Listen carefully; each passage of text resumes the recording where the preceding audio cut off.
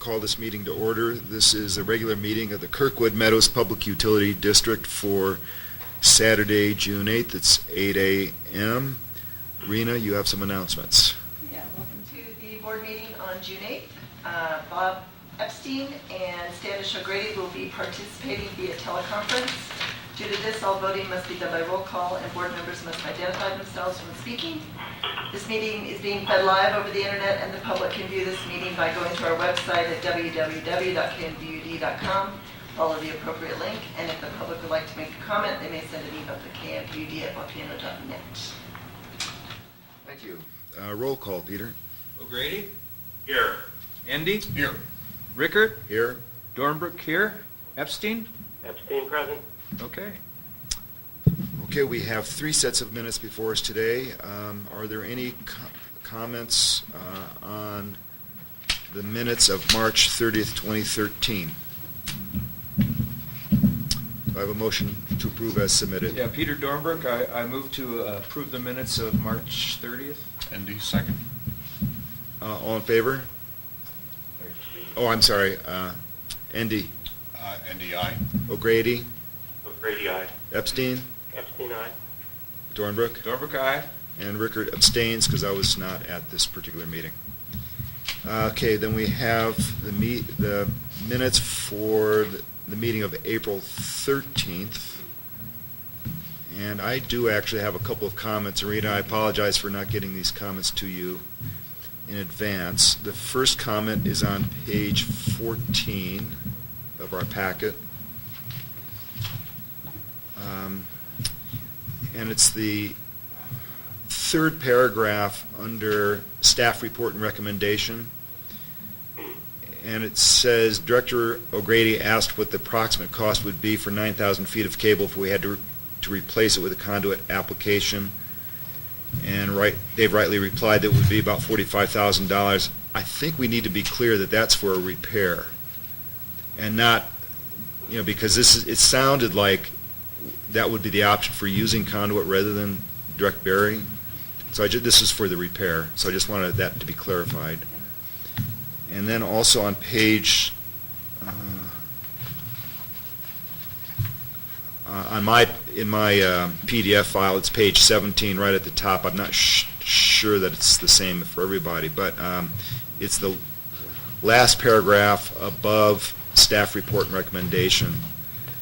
And this is where it says, Manager Sharp stated that the COP includes $400,000 for a wastewater treatment plant, and this includes $150 for the water study, $181 for the water meters, for a total of $731. I think to make that clear, it should be includes $400,000 for the wastewater treatment plant plus $150 for the water study and $181 for the water meters.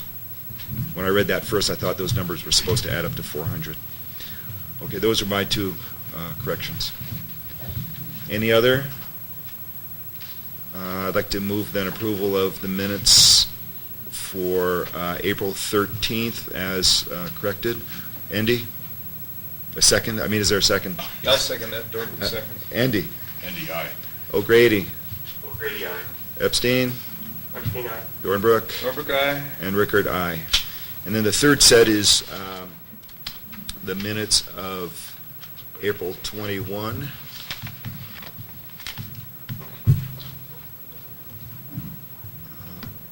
And I do have one correction on that one as well. Just give me 1 second to find it.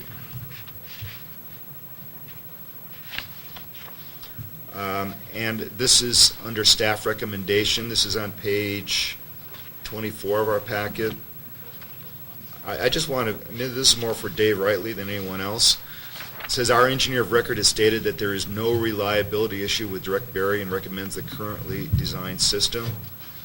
I'm not sure he never said there was no reliability issue. You may want to check that, but that's a fairly strong statement. I would say, my interpretation of what he said was there was low risk with for reliability as opposed to none. Yeah, I think the statement was that there was no increased liability issue. Oh, okay. Yeah, okay, no increased reliability issues. So add the word increased and that's fine. Any other comments for this set of minutes? Okay, do I have a motion to approve? I move that we approve the minutes as stated. I'll second that. That was Indy making the motion and Dornbrook seconding. Indy. Indy, aye. O'Grady, O'Grady, aye. Epstein, Epstein, aye. Dornbrook, Norbert, aye. and Rickert, aye. Okay, we now move to item 5, oral communications. If there's anyone from the public, I assume that means staff, who would like to address the board on any issue not on the agenda, just state your name and you're welcome to speak. Seeing none, we go on to item 6, new and unfinished business. 6A is discussion of possible action regarding the design, timeline, bidding process, costs, and construction activities associated with the Out Valley Power Line project. Michael. Thank you. Good morning. One point of clarification, there's 2 pass-out documents I'm going to pass out to the board this morning. They have been forwarded to Directors O'Grady, and they're being forwarded to Director Epstein as we speak. So, Bob, hopefully you'll receive that shortly, and you can follow along. Sandy's forwarding that to you now. Q&D is in the process of mobilizing. They are mobilizing in the middle Red Cliff parking lot. They have received the approval from Vail, and we've signed the agreement for the staging agreement up at the Red Cliff parking, and they're going to be fencing the entire area. They've already started putting in some material. Sand is being delivered. Fencing's being delivered. They've already saw cut the cat crossings. Cat crossings are the ones that they'll be crossing that is concrete at 2 locations. They're planning on beginning construction on June 12th, which is Wednesday. Basically, their construction schedule is contingent on when the Caltrans approval and the cable deliveries will be in place. From my understanding, they want to have a flow of construction so that they would be able to flow from Kirkwood Meadows Drive into the Caltrans right-of-way or into the direct barrier section, depending on whether the cable gets here first or the Caltrans right-of-way.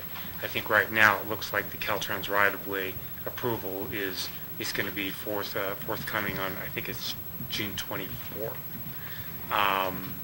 Kirkwood Meadows Drive should take about 2 weeks.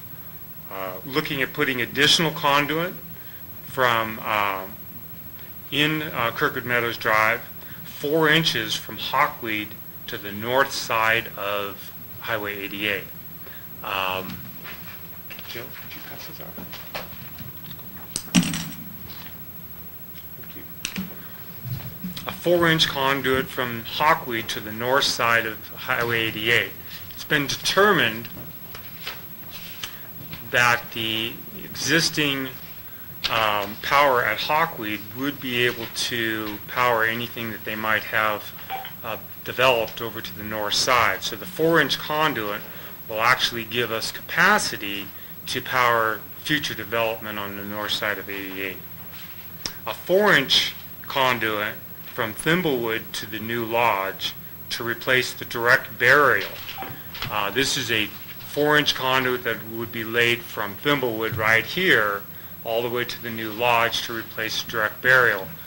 We went as a precautionary mode to disconnect that 4-inch for that direct burial because they'll be trenching right over it, and we didn't want a live direct burial line in their trench. So when we went to disconnect it, we found that it actually is powering the commercial circuit, and that we believe it was right after the fire, they did not reconnect the line from the main lodge to the old Mountain Utility site. Whether that was damaged or whether that was an oversight or why, but that portion of the loop is disconnected, so therefore the entire commercial loop is being fed around and through that direct buried line. So we had to re-energize that and buy equipment so that if they do hit that line during construction, we're able to jumper it through the lift circuit and able to continue to have power through the lift circuit to the commercial zone. So what this 4-inch line will do is replace that direct barrier, which is actually gives us a lot of redundancy that we need throughout the valley. The replacement of the main lodge to Mountain Utilities line, whether we have to replace it or just determine if we can just reconnect it, has become our #1 electrical distribution issue for this summer. The second being the bridge area, which Peter Dornberg knows very well. And the third actually is this 4-inch conduit going up to the new lodge.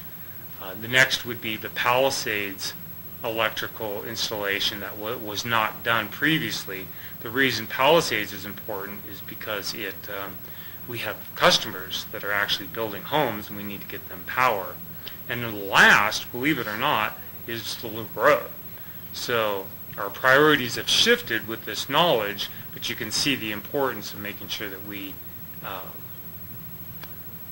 get power and redundant power throughout the valley. I don't quite understand the Palisades one.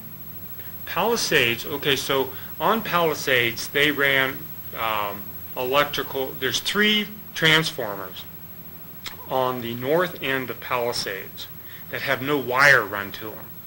They're functional transformers, but when you open them up and look in the conduit, there's spiders and no actual wire that runs between the transformers or across the street to the homes. So not only do we need to run power in between the transformers, and that's estimated at about $6,500 at this point, but the worst problem is that the service lines going across the street were put in, they're put in too deep. It appears that the service lines were put in, and then when they did the excavation, they buried that more than they anticipated, and the volcano line that they have located is 12 feet underneath the soil. So it appears that we're going to have to retrench across to get service lines over to the north side of Palisades Drive from the transformers, which are all located on the south side. The good part of it is that the contractor that is putting in the house is going to be trenching 90% across the way anyways, so we can use that trench to get our service lines across the way and then branch out to the other homes. But it is going to be an expense to get all this done. I may be mistaken, but I believe there was some litigation with regards to that paving. I think we might research that to see if there's some responsibility that could be shared. Well, I think I there's could be certainly... mistaken. No, you're right. Carlson Construction had a... I think they had some kind of a lawsuit. settlement or something on that. And we've contacted KCP because we feel that they're responsible, and they're looking at their records because they're stating they paid someone to do this work. So why isn't it done? And whether it be Carlson or, Right. I think it was at the time Carlson, though someone else took over midstream, and where Right. that crossed, between Carlson and the other company was somebody else, Qualcomm. Where that disconnect happened, I don't know. I just know that the district needs to provide the customer power, and I believe that I would be right in saying that the board would want me to continue with this project and then seek recourse against KCP. So let me see if I'm clear on what the costs are here. We've talked about how we think we are owed $118,000 by KCP for a couple of things. One of which is an item that you just touched on. That's the putting of the conductors into the between the transformers on Palisades. Is there anything else that is a surprise here that is not yet included in the $118,000 that we think would up that figure? Yes, sir. The service lines is a surprise. Okay. We didn't know that the service lines, if we're indeed correct, would be 12 feet under and basically unusable, that deep under. So I think that that whole cost of putting service lines across the road is going to be additional beyond the $6,500 estimate to put the main lines in between the transformers, which was our original estimate. Do we have any handle on what that additional surprise cost might be? No. Well, you want big numbers? Sure. Yeah, rough number. Yeah, additional $10,000. I mean, that just kind of gives you a feeling for, I don't have it down to like $6,500. Right, but got it. How about the other things that you talked about, where you had to put in some 4-inch line and you had to do various other things that were also in the category of surprises, like the commercial core was not connected the way you thought it was? Are there added costs for doing those work items? Well, definitely that the main lodge to the Mountain Utility old powerhouse site, the old vaults that are sitting there, was a total surprise. And you would think that they would have that connected. So yes, that's totally a surprise. We did know that there was the existence of this direct burial out in Kirkwood Meadows Drive. That's no surprise. That it fed the commercial loop due to this disconnect was the surprise, but that's not really a fault. That's just the surprise is up there. This is a recourse of that. So let me just suggest that as you uncover information and so on, you select which committee you want to talk it over with if you feel like it needs to be discussed. I don't know if it'd be the capital projects or... I know what Bob is getting at because it's a planning committee issue. But as you get information and you feel you need to discuss it, take it to the appropriate committee as you see appropriate. And I will keep planning and capital apprised of both the Palisades issue and the surprise Mountain Utilities to MU powerhouse issue. Okay. Because I understand the ramifications. Yeah. Michael, when you say the main lodge, you're referring to the lodge or Red Cliffs? I'm sorry, I'm old timer. I'm referring to the Red Cliffs Lodge. We used to call that the main lodge for years and years. So. And you're saying that is not routed directly to the old powerhouse site? It goes through Kirkwood Meadows Drive? Yes, sir. It goes. The circuit for the commercial does not make that simple little. I call it little. It goes across the road, but no, it does not feed from the main lodge or the Red Cliffs Lodge to the powerhouse. It goes from the powerhouse to Whiskey Run, across the bridge, all the way down to Thimblewood, and then back up to feed. Well, just for the record, this may be obvious to everybody else, but I'm all in favor of adding up all these things like that, plus Palisades, and making sure they're paid off by KCP in exchange for any concessions the district makes with respect to, for example, Mello-Roos. I completely agree with that, and that is the way that we have positioned this with KCP. We've made this very clear to them. The problem here is that there are additional items that are coming to light that are not yet included in the amount that we have told them we want to have settled on before we proceed with Mello-Roos. And our next meeting is on June the 27th. At that meeting, we could potentially ask the planning committee to approve moving forward with the Mello-Roos, but our message back to Nate has been that item will not come to the agenda if the settlement has not been achieved. Yeah. So what? If we want to change the amount of the settlement, that's got to be. Excuse me. I don't want to talk about Mello-Roos on this agenda item, and I understand. I mean that the nuances here associated with our agreement and our purchase agreement, et cetera, et cetera, et cetera. So I'd really like Michael to research it and take it back to an appropriate committee for discussion rather than speculating on what we might be able to do and might not be able to do. Okay. Understood. With that, should I continue? Yes, please. Also, for future development, we're planning on putting 2 6-inch lines underneath Highway 88. I think this is, we'll have costs on this, but I think this is just real prudent planning on trying to get conduits underneath Highway 88 while we have a permit and we have it cut open.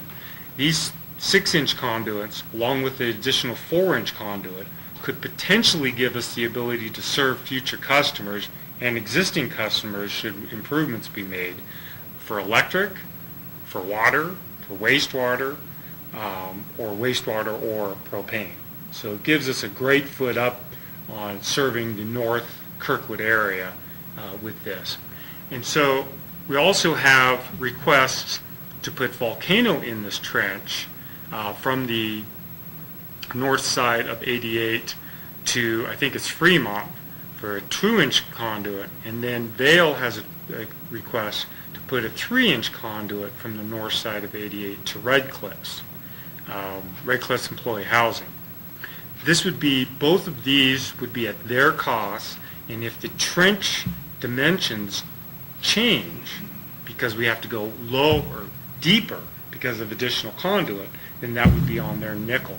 Everything that we're doing in our trench profile as bid, the additional 4-inch conduit, can already fit, and we don't have an additional cost except for the conduit to put that in.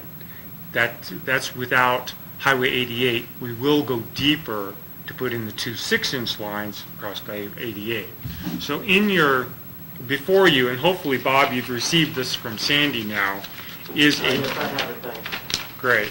trench details which show the different trenches that I just described. And the one on the bottom far right shows the 2 6-inch conduits. The one right next to it shows the additional 4-inch conduit. Now you'll see 2 on the bottom here with 8-inch conduit. You're saying, well, we eliminated the 8-inch conduit. Why is that there? This is only for the approaches to the dam and the spillway crossings. So the 100 feet or so between the sectionalizing cabinet and the actual dam crossing will go into an 8-inch so that we can make that transition across the bridges and the spillway. So my only comment on this is requests from Vail and requests from Volcano. If we can accommodate those, I think it's be fine, be terrific. But we can't jeopardize our schedule, in my view, to wait for a decision. Once they understand what the costs are, we can't wait for decisions to be able to proceed with the trench we need to proceed with. I mean, I think, we're already a month behind, and it, as you know, Michael, it concerns me greatly that we're a month behind, in my view. And we can't wait on others for decisions. If we can accommodate it, great, fantastic. But we can't jeopardize our schedule waiting for decisions. So noted. I think Vail indicated they were willing to pick up the costs. So. I don't think they know what the costs are yet, right, Michael? Right. They don't know what the costs are yet, so, yeah, I know they're willing to pick up the costs, but I'm assuming... Sounds like they gave us a blank check. Well, okay. It's my interpretation. Okay.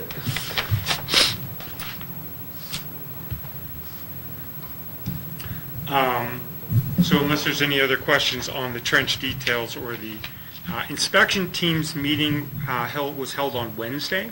So we actually got the inspection teams from RCI and EE. Dave Wrightley was out with his inspector, David Cox. We got to meet him. David is a lineman, really knowledgeable.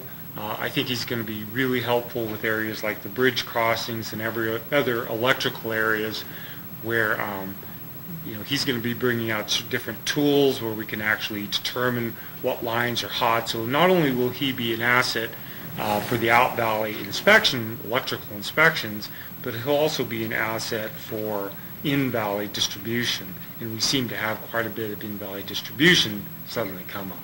So he was a good, and we had a very detailed meeting on Wednesday As I mentioned, once complete with Kirkwood Meadows Drive, Q&D to move to the west along Highway 88.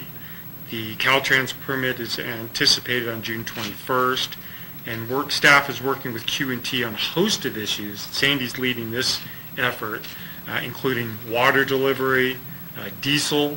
They're going to be needing diesel on a regular basis, so we're looking at selling them diesel out of our tank. Excess fill, we're working with Vail on possibly taking care of their excess fill that they're going to have on Kirkwood Meadows Drive, and Sandy has arranged for them to work with Vail on housing issues. Construction meetings are to be held on Tuesdays at 10 a.m.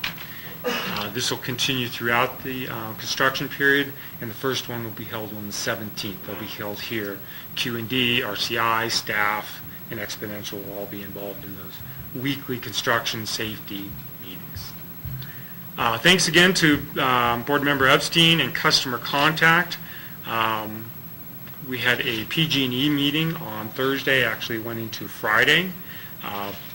PG&E has provided resources needed to move on the design review.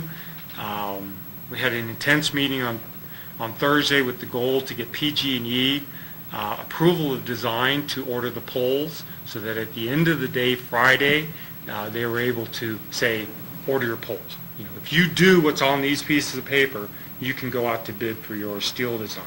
This has allowed us to put back on the schedule that the steel OFM, owner furnished material, will be on July 7th rather than August 10th. So we're back on schedule. PG&E seems fully engaged.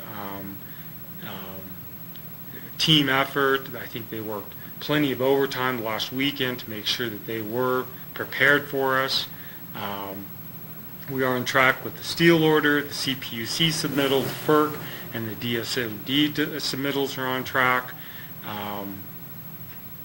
And the proposals for the contractor will come on August 10th. So before I move on, I wondered if Director Epstein had any comments? No. Well, Michael, it's okay if I mention the customer's name, right, who helped as well. So I'd really like to thank Bob Epstein and Larry Parker and the PG&E team for, stepping up at this point where we really, really need it. I think it's been a big help and a nice ray of sunshine onto the project at this point. So thank you all who made that effort. I agree. Thank you. On page 36 in your packet is key dates. I've been I kind of need this to get my head around what the key dates are. A 6-page schedule that Michelle puts out is excellent, but I asked Sandy to put this together for just to kind of highlight what some of these key dates are, especially for board approvals. It allows me the ability to look forward to agenda items, and this also shows some of the PG&E, Q&D, etc. Project dates. July 7th will be a lot of approvals looking for timber harvest with U.S. Forest Service, timber harvest with the logger, KM Green grading will be going out to bid, and we'll hopefully select a contractor along with the OFM steel. The largest approval and the thing that keeps me up at night, of course, is the overhead construction. That'll come out on August 10th, and then the KM Blue substation and KM Blue Green substations will be later on this fall. If there's any questions on the key date submittal. Well, Michael, just a couple. I mean, June 7th has already passed, so the internet connection agreement was not signed yet, right? Oh, I think that's meant to be July 7th. I apologize. Some of these Junes should be changed. Which ones?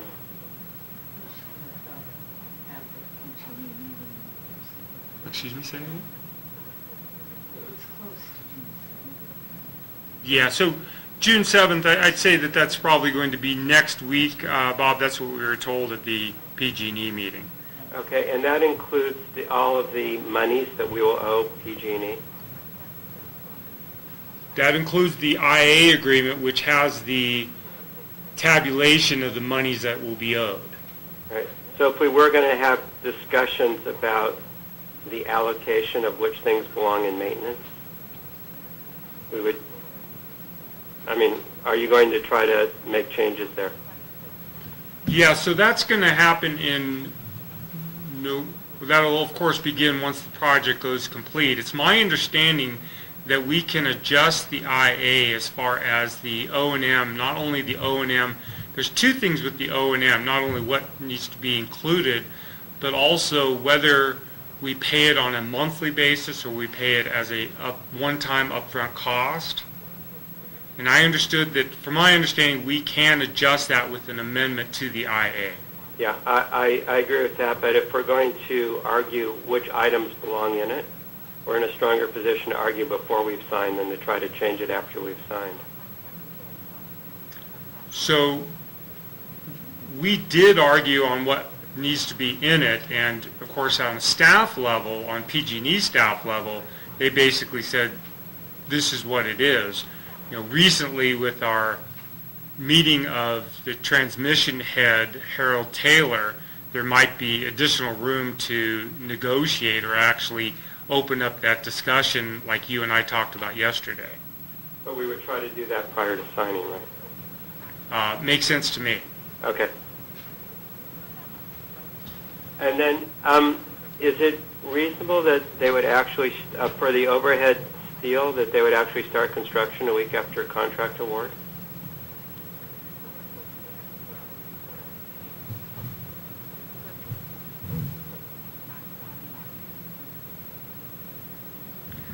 Probably not. That's probably, we probably need to move that date back a ways, mobilization, etc. So in terms of the overhead and what can be accomplished this year, assuming an average snow arrival time, what do we need to get done and how much time do we have to do it? Good question. What we're hoping to do, and what PG&E is hoping to do, is to get all of the concrete poured for the 115 poles all the way up the hill. So PG&E wants to get their concrete in for their 4 TSPs that they need to install, and then we'd like to get all of our 115 concrete in. Also, we have 12 foundations to be installed for the 34K lines. We'd like to get those all foundation work. So it's all of the 115 foundation along with the 12.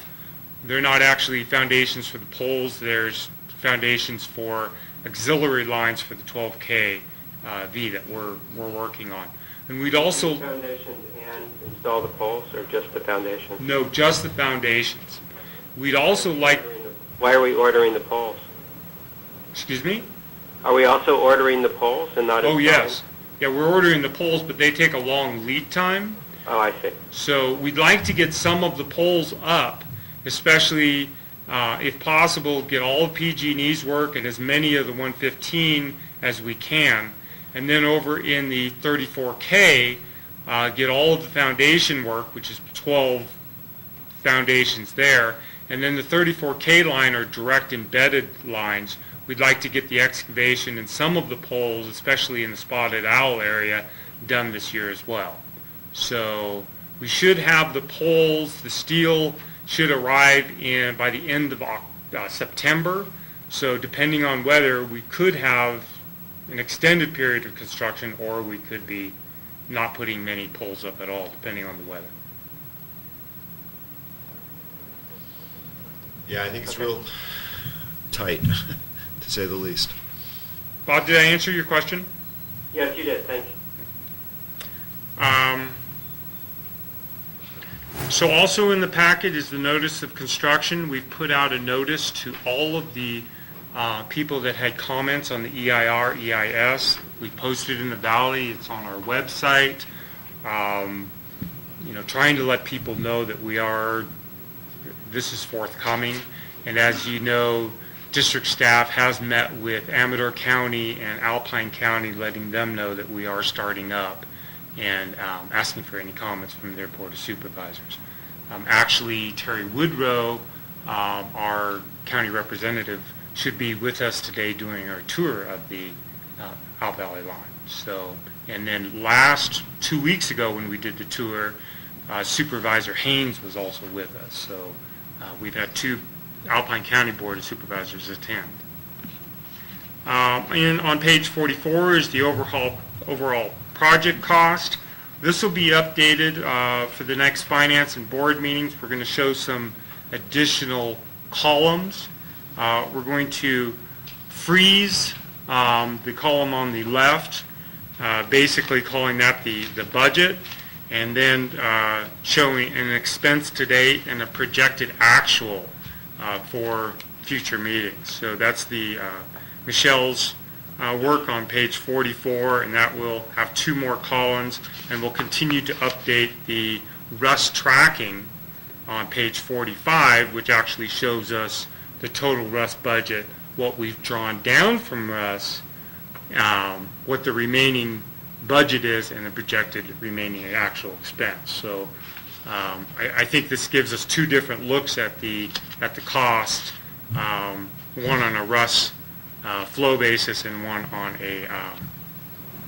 on the actual detail of the expenses.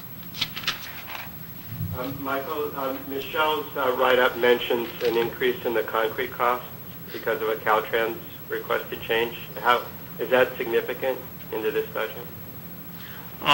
No, it was, but we've been able to make savings in other areas. What that is that we were going to use a 2-sack concrete on the slurry that's used in the areas that's in the Caltrans right-of-way.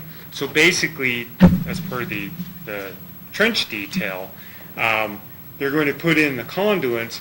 They're going to have a bedding of sand. They're going to tamp that bedding of sand. They're going to put in the conduits. They're going to put an additional layer of sand and tamp it again. And then they're going to fill it up with slurry, which is concrete. And then up to the asphalt level, and then asphalt it over. That was going to be a 2-sack concrete, which is a but it's a light mix.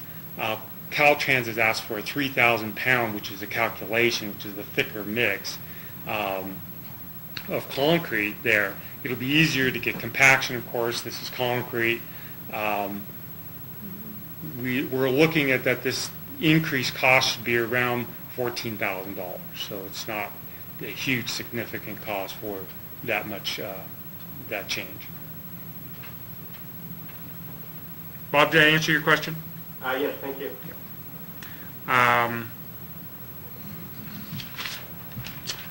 So also in your packet, and what's being passed around to the board, is the drawdown schedule from Q&D. And this actually demonstrates when Q&D estimates the $12.8 million will be drawn down by month through August 31st of 14. This is just for a information item. I plan to go over this with the Finance Committee, and of course this has impacts on the next rust draw and the strategy of taking down rust draws. Also, PG&E will start needing to have a similar schedule on the money that is detailed in the IA as far as money that they're spending for their portion of the project and their design and review costs. So I hope to, for the Finance Committee, not only have this schedule. We've already received this from RCI and from Exponential as far as their costs through completion. We're working on it for PG&E, and this should give us a drawdown schedule for the entire amount so that we can strategize with finance on when our rust draws will happen. Michael, could you, as you see the information, put together an integrated schedule with, all of it on one spreadsheet, please? Yeah, that's exactly what we're hoping to do, Stan, is just have all of the major expenditures anticipated by month so that, we can group those together and anticipate rust draws, get approval, and get the paperwork going. They process our paperwork pretty quickly, but we want to be ahead of the game. And of course, PG&E is just a huge racket, right? I mean, It's a huge what, sir? racket, meaning there's a lot of potential variability in the interconnection agreement. Cost variability. Yeah, plus or minus 50%, right? That's what I meant, yeah. I think they dropped the percentage, once we signed, right? Yeah, I think The they. 50, that was when the design was not complete. Oh, that would be new information to me, Bob. So what do they do? Is it then become a firm estimate, or sort of the normal plus or minus 10%, or is it still a big bracket? Oh, Michael, why don't you? Well, they dropped it from, on the areas that they've completed the design, they dropped it from 50 to, I believe, 15. So it's much closer as far as their estimates. But there's still some real unknowns on their numbers. I think some of their numbers are still at plus or minus 25%. And have their numbers changed much? I mean, their raw number, have they changed very much? No, not since They're still around the 4 whatever it is million. Yeah, not since the board approved that agreement. Actually, the board authorized the president to sign the agreement.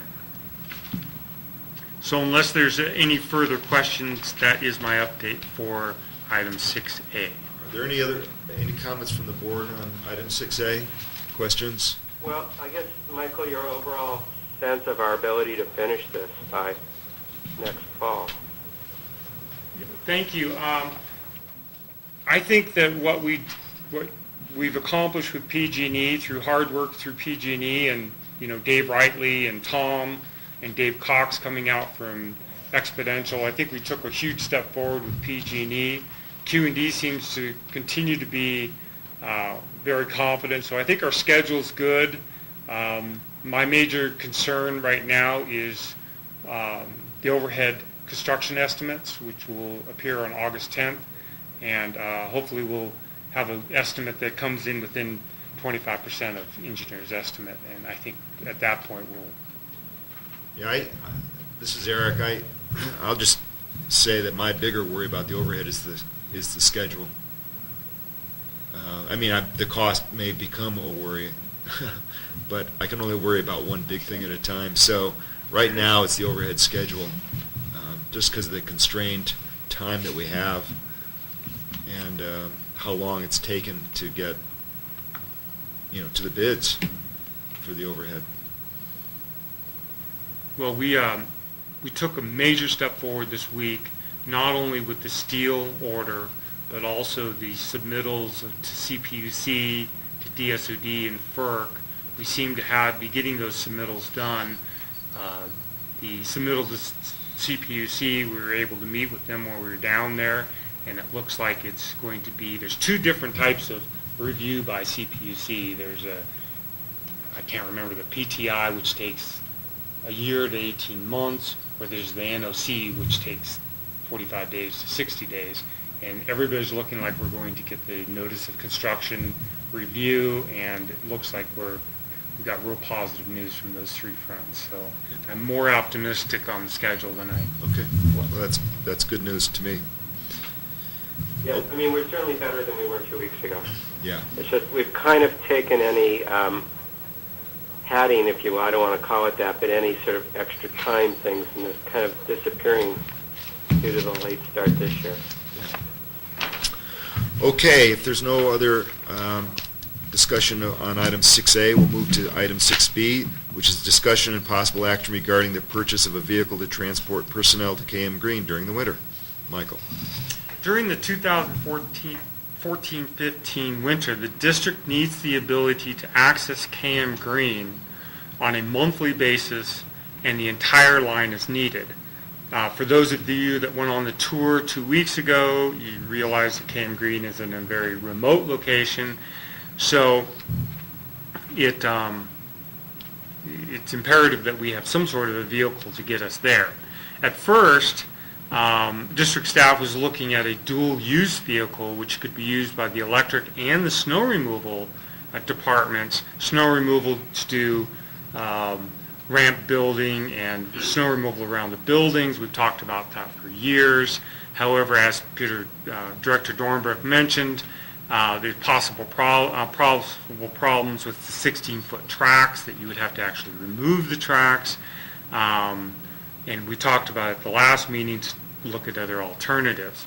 So we've completed some initial research. We have found some cats that are narrower. The Tucker Terra track goes for $132,000. With a trailer, there's another $11,000. We need to purchase a vehicle to tow this to the site in order to use it, which would be an additional $30,000 for around $175,000 with no snow removal function. It would just be a transportation vehicle. We also found a husky cat for about $122,000. Total cost about $160,000. No snow removal function. We did find a Plymouth, which is used for $65,000. The trailer would be $11,000. The vehicle $30,000, and this would be around $100,000. And this would have the ability to push snow. So these tracks would actually be cut down from the 16 to the 14. We also looked at a road tax snowmobile. That's about $9,000. $1,500 trailer for about $10,500. There's another trailer that's more expensive for about $5,000. So in the $10,000 to $15,000 range, we could get a snowmobile. This is only initial research, obviously. And for this first season, we're looking into the possibility of actually renting a snowmobile, or actually two, and just getting our feet wet as far as going from Bear River Reservoir to the KM Green, and trying it on a monthly basis by renting snowmobiles from there's a local outfit that actually has the snowmobiles that are listed in your packet, where we could rent them, see how the functionality, send two people out for safety reasons at all times, see if that's the answer, see if we need more of a snowcat situation, but just get our feet wet and come back to the board with a firm decision next spring. Okay, thanks. Any questions or comments on this item from the board? I think it's a good preliminary step, and we need to do a lot more research. I think it's important that we communicate with the people that are actually there at Bear River full-time, and see what the logistical problems are. I would be very hesitant to purchase a snowcat, because once you purchase a snowcat, it's very hard to sell it. This is very limited usage of this particular kind of vehicle. So I would encourage staff to spend some time communicating down there at Bear River, and obviously we're going to need to have more than one staff member who's adept at handling a snowmobile. I think Dan Fine has actually had some experience in that area. But this is a good step, and I think we should hold off on purchasing anything. The thing that comes to my mind mostly is the safety issue, and then the second thing that comes to mind just is more of a question, and that is that is it anticipated that we'll find an outsourced party to do most of the maintenance that we need done at the substation, for example? Or is it anticipated that we'll have staff to do that? It is anticipated that we would have a third party to do all the maintenance at the substation. This would just be observatory, where we'd open it up, go into the building, look at the meters, try to observe, and work with that third party. And we have had some contact with, I can't remember the hotline out of Livermore area that actually does this kind of work and has helicopters and snowcats and mountainous vehicles that would assist us on any maintenance and or repair issues. But we'd have our people, as we've always do, have our people on their shoulder so that they could tell us, keep an eye on that bolt, because if it goes out, 1/16 of an inch, you need to put a wrench on it. Got it. Thanks. Michael, related to that, when we did our site tour 2 weeks ago, we talked about putting in surveillance cameras into the design. And is that planned? Yeah, we're working on that, Bob. I don't have an update on that. Okay. Well, building on that point, Michael, I think that we should try to maximize what we can view over video to minimize, the number of trips, if you will. And secondly, what occurred to me on our tour was the advantages that a snowcat might have in terms of speed getting there. I mean, depending on the route, it would be considerable distance and amount of time. And third, somewhat related, not directly related, when you do the tour today, I think it would be great if you could show Eric and Bob and the view down the cliff, if you will. That is it. That's a planned stop. Well, I mean, you go to the KM Green substation, everything looks benign, somewhat benign actually. The overhead does look challenging. But when you look down the cliff, you really feel for the project. How was the view from looking up from Salt Springs, Standish? Terrifying, actually, for project. So, access questions, you said something about people being permanently at Bear River Reservoir? Is that Yeah, true? they keep the resort open, they plow the road Oh, down to the I resort. had no idea. It's closed off, of course, but isn't it? Isn't No, it the gated road, at they the plow top? the road from 88 down to where the resort is, and then there's Okay. a gate adjacent to the resort to keep people from driving over the dam. Right, gotcha. So Where the KM access goes from there over the snow. Yeah. And it depends on that's why one of the reasons we were looking at a Tucker, because it has, instead of having metal cleats on the tracks, it has rubber cleats. And that's why Caltrans has two Tuckers over at Caples maintenance station, because they can drive that directly up the highway. So there are alternatives of staging. If you purchased a snowcat, would you stage it out of Bear River? Would you trailer it down from here? Would you possibly stage it at Peddler Hill? So there are all these. We need to do a lot more research. Driving across the dam that's mounted up with snow sounds exciting, but we'll let you drive it. Once you get to KM Green, if there's a lot of snow on the ground, do you have an easy way to access the buildings? Do you have a roof door or something to let you get in there, or you got to dig out every time you go down there? Or? I don't believe that they anticipate any more than 7 to 12 feet of snow for the entire season. So it's much less than Kirkwood. We have not designed it with a roof hatch, but we'd have to dig it out, and that would be one of the functions of going out there is digging out the gates and digging out the doors. It's going to be all fenced in, too. It'll be fenced in. There'll be 12 none of fence. the equipment actually cares if it snows or not. It's all outdoor rated. So, coming up that cliff or the steep slope, I know we're constructing, but we would not be maintaining that, would we? That's the PG&E. Right, from KM Green Down. this way, we would maintain. But KM Green down, it's PG&E. Yes, sir. So we don't have to send maintenance crews down from KM Green down. No. Okay. I think the main area of concern is the substation itself. Is that correct? That's where the variables are. Yeah. I don't know. It'd be interesting to see if we could get some kind of a maintenance log on the lines that have existed over the years. To see what kind of, how often you have to really deal with them. Okay, I think we'll move on now to item 6C, which is discussion and possible action related to electric power purchase agreements for the Out Valley Power Line project.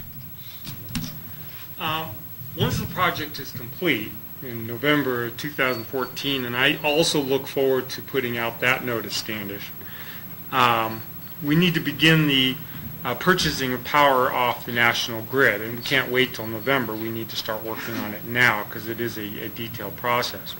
Last winter, we went out to bid for a 5-year contract to include the cost of power, the cost of renewable energy certificates, and supplier services, the scheduling, etc.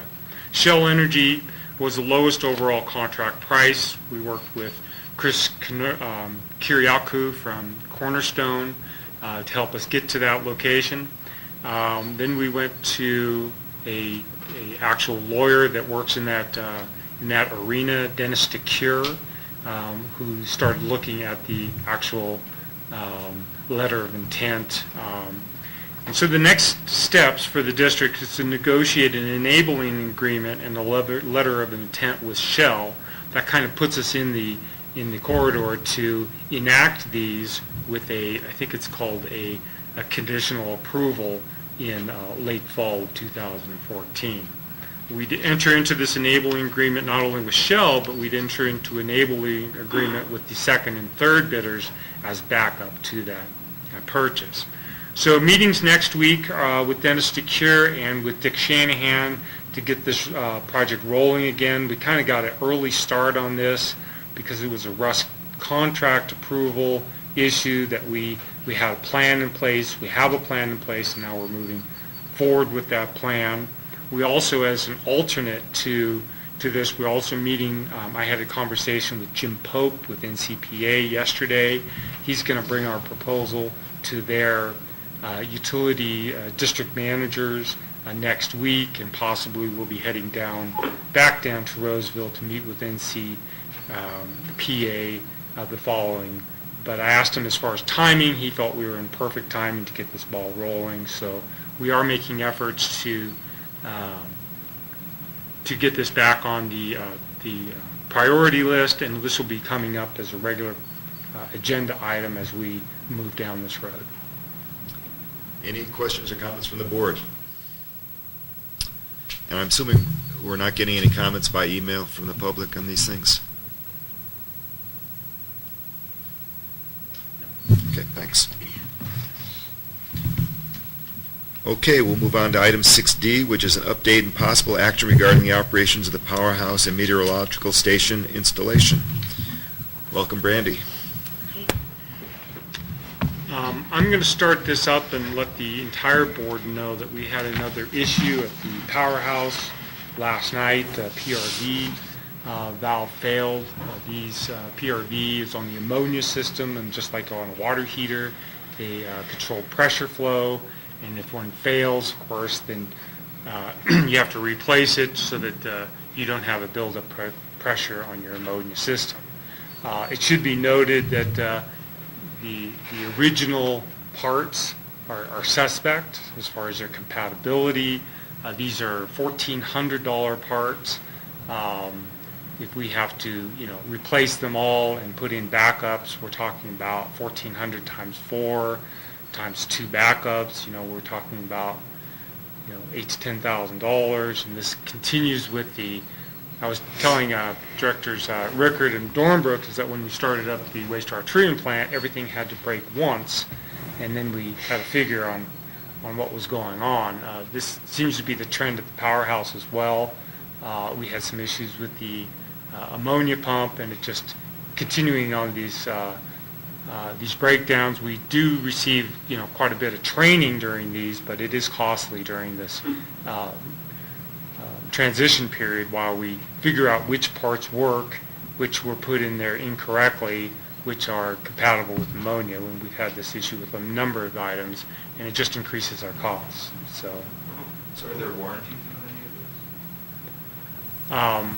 Well, there's a 1-year warranty on everything except the generators, which expired on March 26th of 2013. There's a 5-year warranty on the generators themselves. So we are out of warranty period on everything except the generators themselves. We bought additional warranties on the 3 cats, and Volvo supplied a 5-year warranty for Volvos. So if it's a design issue rather than equipment failure issue, our only recourse is to go back to Power Secure? Yes, which is an agenda topic. Yeah, I understand that. Right. So if the valves are incorrectly spec'd but haven't been used yet, you can't return them? They've been used. I mean, the ones that are installed. Spares. Yeah, we could return them spares. Yeah. So maybe I'll wait until we get to the Power Secure item. Right. But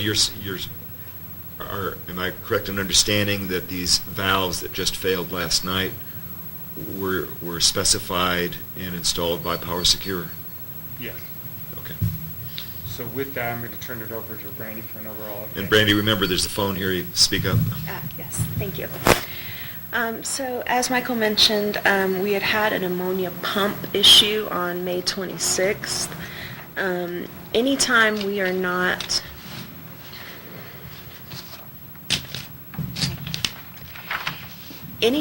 not able to inject ammonia, we are required to file a report with Great Basin.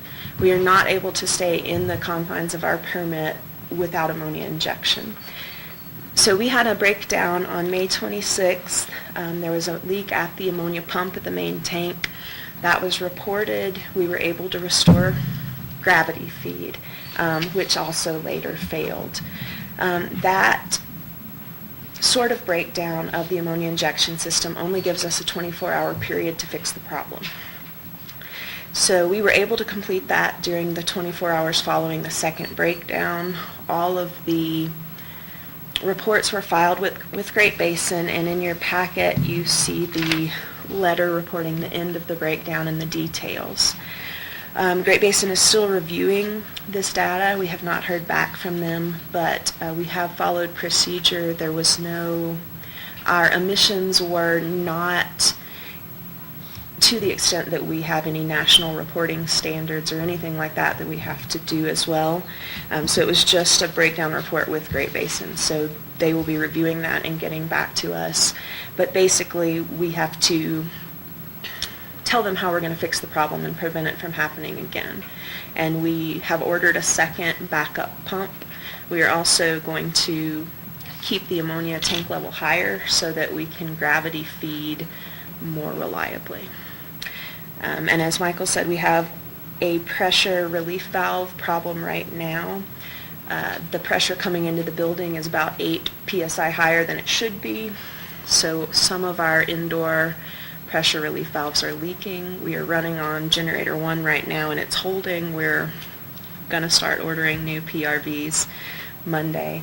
But I'm hopeful, and I think that it's very likely we'll continue to hold on this number 1 valve and continue ammonia injection. If we don't, we'll file another breakdown report. Is there any safety issue with having, I assume this stuff vents someplace inside the building, outside of the building, and you've got venting going on? Does that constitute a safety issue? Or? It can if it's in an enclosed area. The leak for the breakdowns was outdoors. There's an enclosure, so we weren't in an enclosed area. We have respirators, gloves, so we were safety conscious dealing with that leak.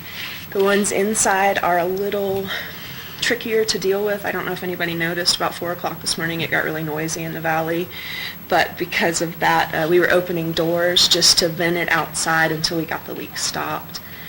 So the issue is really just increasing ventilation, wearing respirators when dealing with it, and we're prepared to do that. We do have the necessary equipment to deal with these type of issues. Okay. Another issue that Michael mentioned was the commercial core power outage. We are planning, we've ordered jumpers to jump over from the lift feed to the commercial feed if the line is compromised, the direct bury line during the dig starting next week. But as he mentioned, that's our top priority, is providing redundancy for that line. There's not a large update on the Met Tower. We have contacted the manufacturer, who is going to do a special design and design review for the cost of $1,500. There's some chance that our current tower will be able to withstand the Amador County requirements. We'll know more in about 2 weeks, and hopefully be able to put up that tower. If not, we will be trying to return the current tower, ordering the larger tower. And as far as the powerhouse operations, we have identified the need for an administrative help over there, that position. And we've actually advertised and found a candidate that we like that will be starting. The tentative date on my report was June 18th, but we're happy to report that she'll actually be starting on Monday. So she'll be doing admin assistant office work over there as well as day shift operator duties. My other update, as far as Cornice Court goes, at the last meeting we reported that we had an outage due to our maintenance efforts on Cornice Court. We've been able to contact all of the owners. Everything has been relit save one unit over there, and we have an appointment to meet with them on Monday to relight. So we are up and running on Cornice Court, and the proposal for the water bath vaporizer that was approved has been submitted to Kiva. We expect installation of that water bath later on this summer. That concludes my update unless there are any questions. Any questions or comments for Randy? Just say thank you for staying on top of things. Really appreciate it. Okay, we move on to item 6E, which is discussion and possible action as to final payment to Power Secure in relation to the construction of the powerhouse. Michael. The district owes Power Secure $278,000 for the construction of the powerhouse. The district is withholding the payment of these funds due to issues discussed previously regarding the emission system, various punch list item, and excessive diesel costs due to the delays in completing the powerhouse. Staff was making moves to resolve these issues and begin a negotiated settlement with Power Secure. However, we delayed these efforts when we had a delay in the receipt of a permanent permit to operate from Great Basin. We just didn't know what the cost would be with regards to the second ROTA testing. The district has received our permit to operate, and we are ready to resolve this issue. Power Secure in your packet has offered to settle with a credit of $35,000 for a net charge, for a net change, and a net, and to not charge for the first 6 months of net gear monitoring, which would be a credit of $11,250. Overall, the district payment would be $242,000 of the $278,000 owed. The district's position on January 12, 2013 was to waive the additional costs of emissions and ammonia. The emissions expense has risen to $86,000. The ammonia, additional ammonia expense of the Volvos that was not anticipated is about $12,000 a year, and this is right around $100,000. The district's excess fuel cost due to the use of the temporary generators was calculated at $285,000, and the board discussed on January 12th the concept of splitting this cost between Power Secure and the district, which would amount to $142,000 payment on each side. So payment with the sign of release would be $278,000 less the $142,000, which is half of it, would amount to a payment from Power Secure of $135,000. And it's up for board decision and direction. Payment to Power Secure? To Power Secure.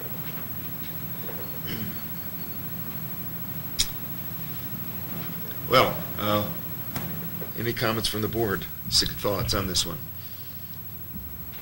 Can't hear you, Eric. Can I'll move it the back. phone back over. Yeah, thanks.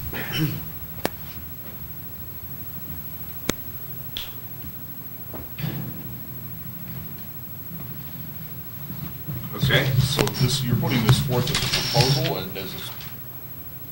and asking for approval from the board, is that correct?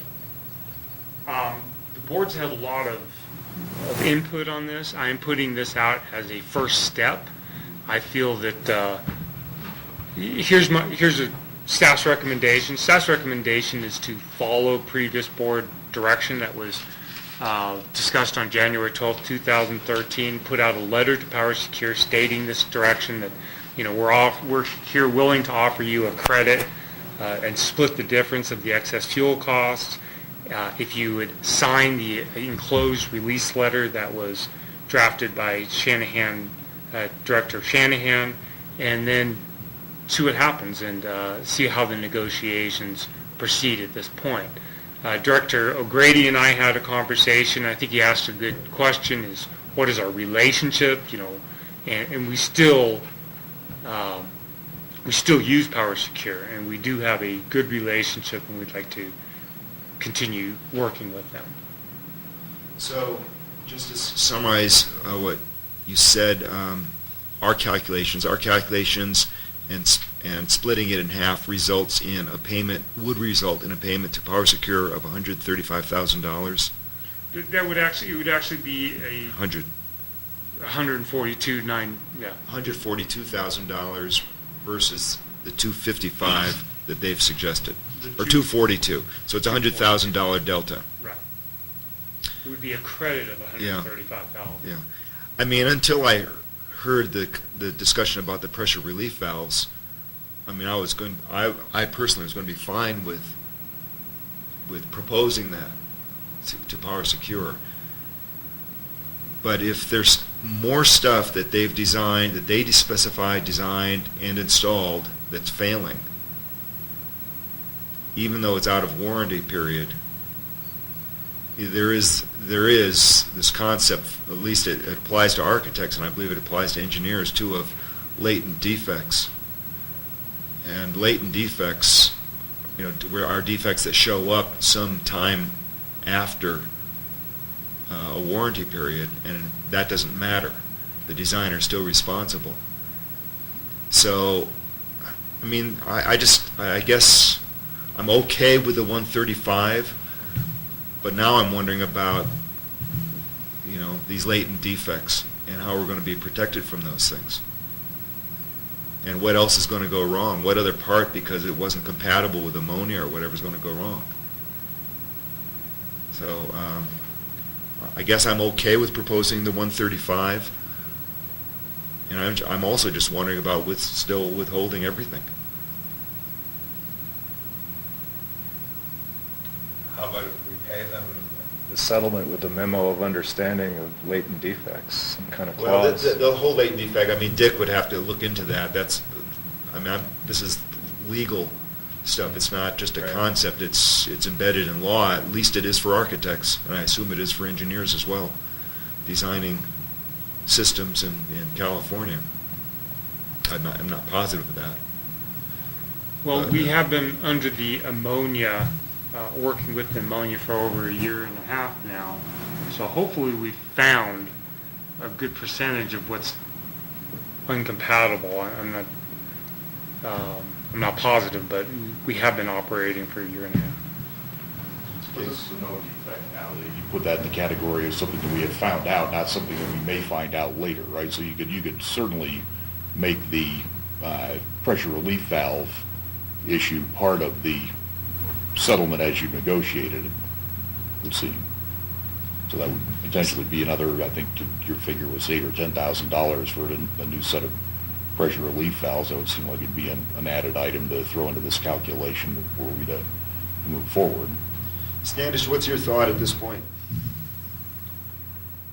I sort of support staff's recommendation. Okay. I don't sort of support it. I mean, things are going to break, and it is a year and a half input. I'd like to get on with the project, getting connected offline. Bob Epstein, what are your thoughts?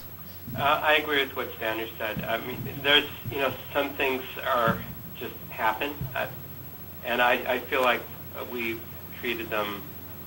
I feel like I'm ready to move on. Peter? I'll go along with that. Bob Endy? I think it's fine. Okay, so I think you have your direction, Michael, to make that proposal to PowerSecure. We don't need a motion, it's just consensus. Yeah, I mean, it was just direction to Michael. Yeah, and they need to approve it, and I can certainly come back to the board if that's consensus, I can take that. We do have a contract, so I don't need board approval. All right. Okay, we move on to item 6F, which is review and possible approval of a propane supply contract for the 2013-2014 fiscal year.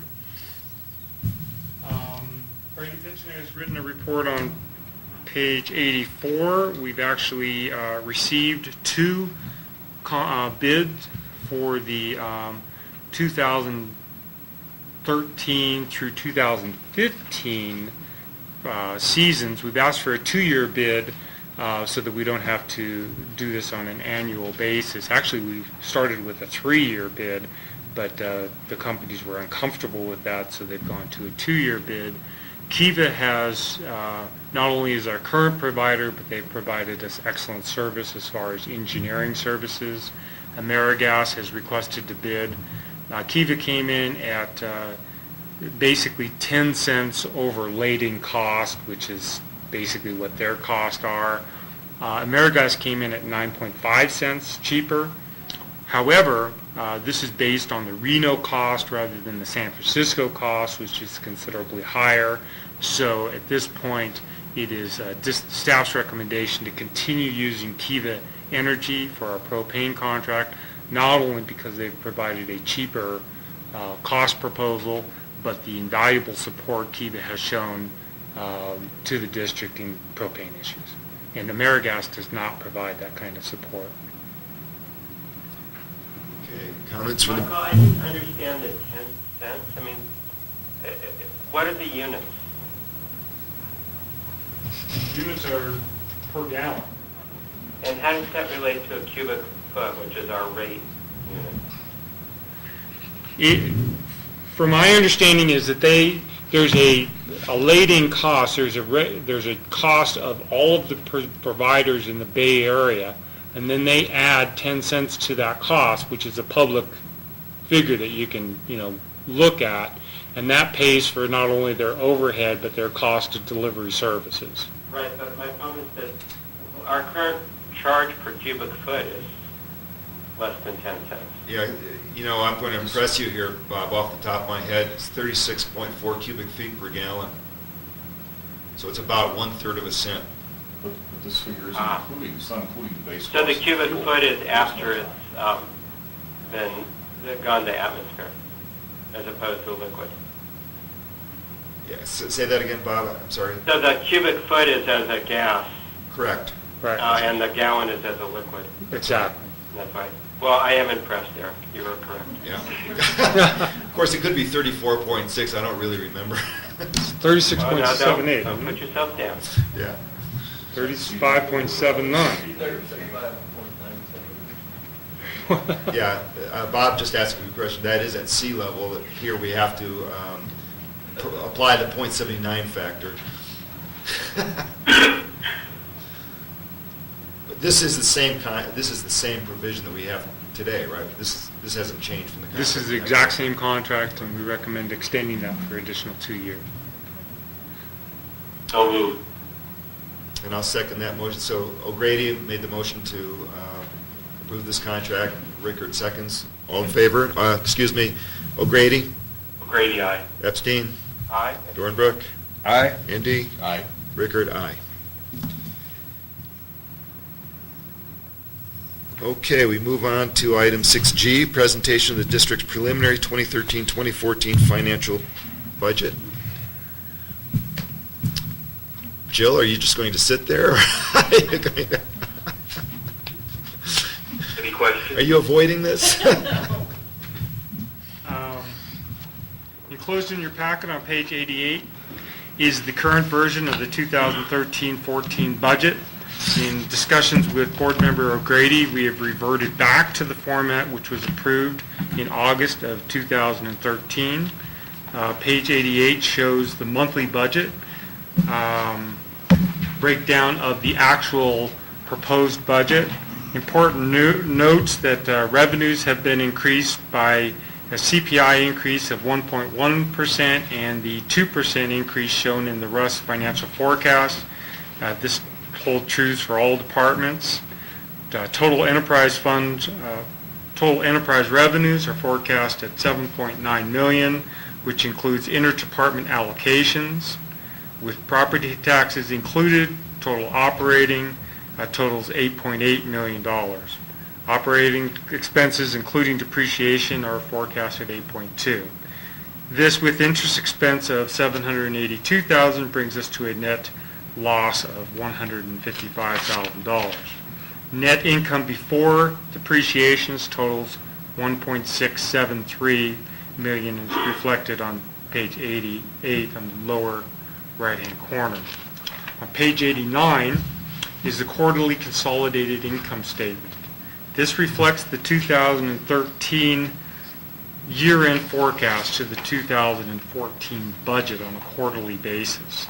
Note that April's final numbers are not included in the fourth quarter, so the fourth quarter will change and therefore the forecast will change.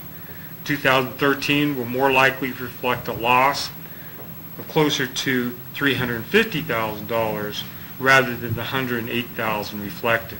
This compares to the 2013 budgeted net income loss of $255,000. Property taxes are forecast to remain stable at $842,000. Other operating expenses are all operating expenses, including materials and supplies, contract services, etc. General and admin are the district's overhead expenses and are shown about midway down on operating expenses. These are allocated out to each department based on previous year's expenses. In discussions with the Treasurer Grady, we are looking at changing this allocation method. We have discussed this issue with auditors and Russ in the past, and have actually conducted and they recommend that we either conduct a study on how these expenses are used by each department, or to use a similar method of allocations. And we'll be getting back to the finance and the board in the future on allocation method after we've discussed it with finance. Interfund expense is the charging between the departments for services rendered. And you'll see interfund expense nearly at the bottom of operating expenses. Examples include electricity provided to the wastewater plant and snow removal services for the powerhouse. The interest expense number is under review as it includes interest of the Out Valley project, which we have been advised should be capitalized. Page 90 of the consolidated forecast of the budget forecast to budget spreadsheet. Other revenue, which is shown as the bottom of the revenue section, is solid waste, snow removal, and government funds combined. Cost of goods sold are diesel, propane, and solid waste fees. The bottom section shows another bottom line which shows revenue in excess of expenses after allocations but before debt service. We'll be working with the finance to standardize this area across all of our formats so we don't have different definitions between the income statement and these summaries. On page 91 is the G&A summary sheet, which shows the overhead expenses. This department actually nets out as all expenses are allocated to the other departments. This is just a tracking department. The property tax allocation is the amount needed to net out all the other departments with $404,603, which would be unallocated as per this budget. Government funds, fire, parks and rec, and mosquitoes appear on page 92. The cost is $217,000. Electric funds are shows a 3% increase in kilowatt production. We need to review this as this should be 2% rather with a 1.1% increase in the rates, in the CPI rates. Operating expenses includes increased rota testing, ammonia usage, and includes the expenses that we've discussed earlier. Debt service needs to be looked at, and net income loss is without depreciation. Michael, you mentioned a 1% rate increase, but when I read through Howard's comments, it implies a higher one. The 1% was a 1.1% increase in the CPI, which is set forth in our rate ordinance. Okay, but to meet the tier ratio and the rest of that, don't we have to look at a further rate increase? Oh, yes, he does. He has a rate increase scheduled of, I think, 3%. This budget forecast at this time does not have any of the rate increases that we've discussed. We've discussed a water rate increase, wastewater, solid waste, and Howard's presentation of the financial forecast included a rate increase this year of, I think it was approximately 3%. But these. So even though we're budgeting for next year and we know we'll do some changes, we're not putting those into the budget? I have not put those rate increase changes into the budget yet because they haven't, especially for water and wastewater, that takes a vote of the public. Electric and propane can be done through board action. So it might be prudent to do the rate increase for electric because the board has the authority to do it, but I'd be hesitant to do water and wastewater because it has to go through Proposition 218.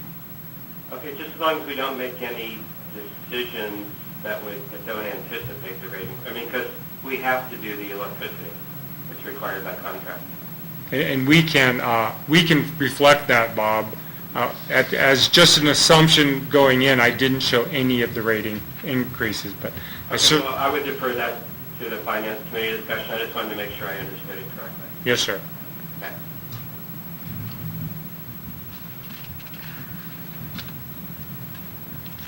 Propane is in the same format. It's reflected on page 94. I think that you'll notice that salary and wages was way over budgeted in the past, and it's over budgeted in 14 as well with an expense of 34. We continue, so we'll be looking at that one. Net income without depreciation is at 557, 733 for propane at this point. On page 95 is the other expense, other enterprise funds, which includes solid waste, employee housing, and the three other departments, water, wastewater, and snow removal. Cost of sales, which is the cost of sales in this spreadsheet, is the solid waste. Anticipated rate increases in water, wastewater, and solid waste to help offset the projected $141,000 has not been included in this projection.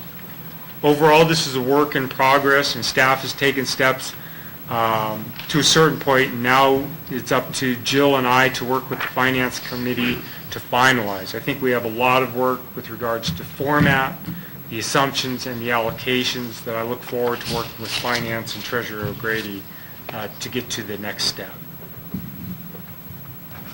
With solid waste, didn't we have an automatic accelerator included in there?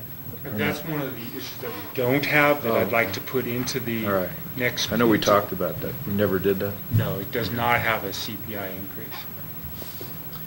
Okay, any other questions or comments on this budget review from the board? You know, I have sent Michael, Jill, that I guess what I would say is if you want my help in finalizing, the real question is whether you'll have bandwidth over the next 2 weeks, because I'm going to be gone after that. So I know you've got a million things going on all the time, and do you have the bandwidth to substantially finalize this over the next 2 weeks? My question, Michael. Yes, and I would like your help. I'd like to standardize the formats so that we're all comfortable with the definitions and how we're doing it. So I will make the time to make sure that happens. Do you think that's realistic, everything you've got going on? Yes. The thing I'd like to add to that is I would really appreciate and I'll offer to help a document that describes what our overall methodology is in narrative. and also to make sure that we have line items.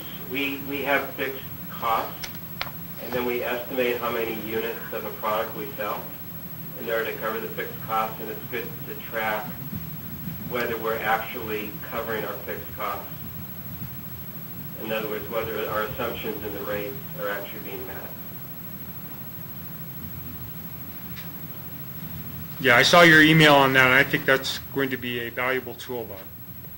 Okay, so I'm happy to, whatever works out between you and Spanish and myself, let us know what's going to make it easiest for you, and I'll certainly try to help. So my only comment is a point of confusion. I mentioned this to Michael earlier, and I guess I'll just have to study this to try to understand it better.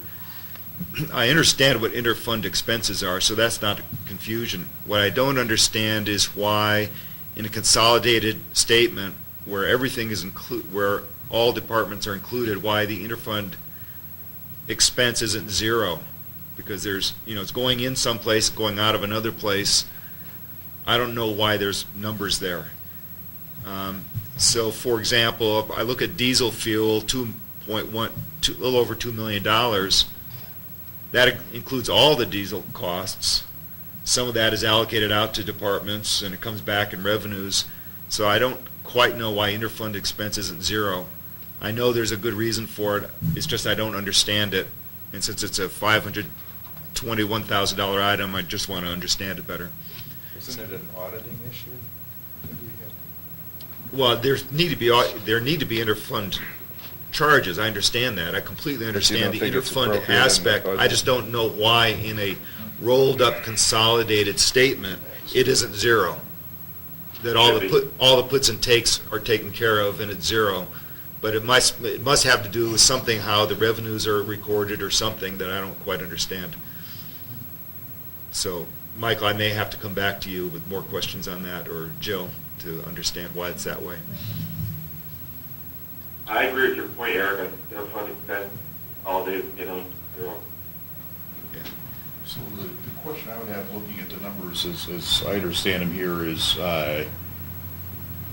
about the increase in operating expenses, and it looks like it's about 7%, which is quite substantial.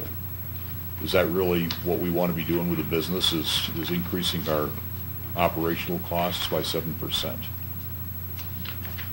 Now, admittedly, the operating revenues are also going up 7% according to the figures Well, I here. think, see, a lot of that, Bob, is because we expect to sell more we expect to buy more propane, to sell more propane. Sure, some of it is. Some of it is. I mean, But look at salaries and wages and payroll and benefits. Those go up by about 15%. So it's not all just materials Right. that we're buying and turning Right. over. There's other items on there that are driving a higher cost base in the business. yeah.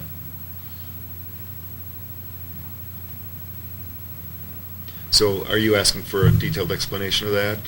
Or? Well, if we're asked to approve the budget at some point, we're all going to be asked whether or not we're approving a 7% increase in the operational cost of the business. I would argue that that's pretty high, and I wouldn't feel very comfortable about that unless people have been crawling through the numbers looking for ways to run the outfit as efficiently as it is possible to do. The 7% increase is pretty big. It's not inflationary. There's the rate of inflation at this point is relatively modest compared to that number. So Spare some inspection. So maybe what would be useful would be a summary of the components that, in other words, how much what are the components of increase? I mean, what's behind those increases? In other words, I'm trying to figure out how to satisfy the question. I think, do you need, is all the detail that you need here? What's the process? We're reviewing the budget. We reviewed the budget some last time. We're trying to get to the point where we have an approvable budget, a board-level approvable budget. When's that going to happen? We want to approve the budget in our July 7th meeting. We want finance to review it and recommend, assuming that they're good with it, they recommend approval prior to the July 7th meeting. And prior to the July 7th meeting, I think the request has been if there are detailed questions that board members have, that each board member contact Michael with those questions. But I do think that the public could also have questions, as Bob is suggesting. So I think that, one of the obvious areas is if there's a chunk of increase, how much of that 7% increase is due to, because we're just buying more diesel, we're buying more propane, assuming we are, because we expect more demand for those things. So it's just a variable. Sure. And how much is things that we might try to control, like wages and salaries and so on. It's just a sort of a summary breakdown of that so that we understand that we are managing costs. We're just not letting them go. I think part of helping that is Director Epstein requested a written narrative of any changes that we see, which we plan on doing. But I think to Bob's point, Michael, maybe you could talk a little bit about the salaries and wages and payroll taxes and employee benefits lines. What's driving those increases? Yeah, payroll taxes and employee benefits, those are, I think, for one thing, that the projected year-end actuals of 360 and 574, I think they're understated at this point, so I think those percentages will actually come down because April numbers aren't in there, and I think April was a worse month than we had anticipated, so I think that the projected year-end actuals will actually be adjusted. Salary and wages increases. We've had additional staff that have been placed on during the year as we've known what our needs are. We are a new company that's we're growing as far as administrative needs for the powerhouse and just needs overall. And then payroll taxes, employee benefits. Hopefully we can get control of that. We've seen a lot of increases in health wages, but we are taking steps to minimize those through the personnel committee and our future liabilities. So you must have an underlying headcount plan that this ties to, right, for next year? Okay. I think that so would we be. have we budget by person, and so we have an actual head count of how many people I anticipate that we'll need next year, where they'll be working, which sectors they'll be working in, and that's charged out to each of the departments. So that's in the budget detail, and this is the detail that was put forth by Alex Jitloff from the CFO group. So, and the format that you're seeing before you is the same format that he put forth and that we're following, that was approved in August of 2012. Yeah.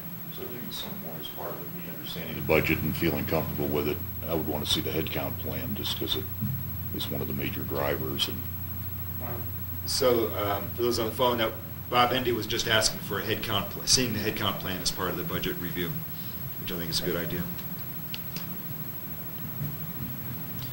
Yeah, I asked Michael yesterday what portion of the increase in salaries and wages and the associated benefits is due to new headcount, Yes, exactly. and how much is due to projected merit increases, cost of living increases, and so on.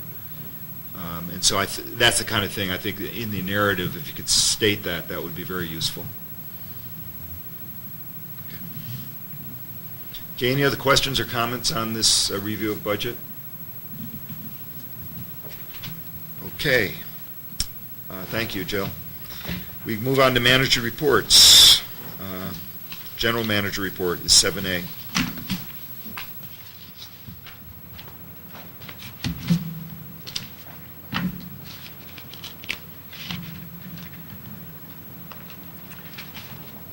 So at the last board meeting, we discussed the audit and issues that we had with AKT. The board directed me to approve the increase through AKT with 3 stipulations: that they agree to the timeline that's been identified, that they agree to stay within the cost parameters that have been identified and agreed to provide the service at the competitor's rate, which was a discount of, I think, about $2,500.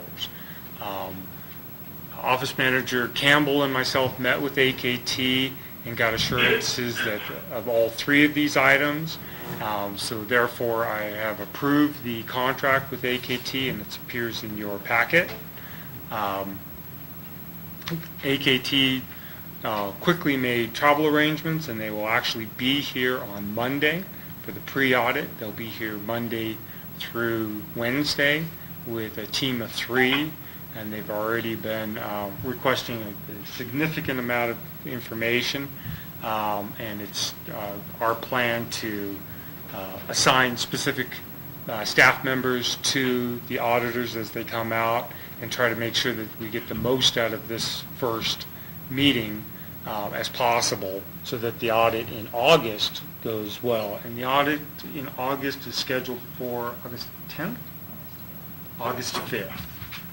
So we are in process, and we are moving along, and we will make this a regular agenda item to let you know our progress through the estimated completion and approval date in, I believe it's October. Any questions on the audit? We'll approve it in October, but it'll be done by the end of September, is that right? That is correct.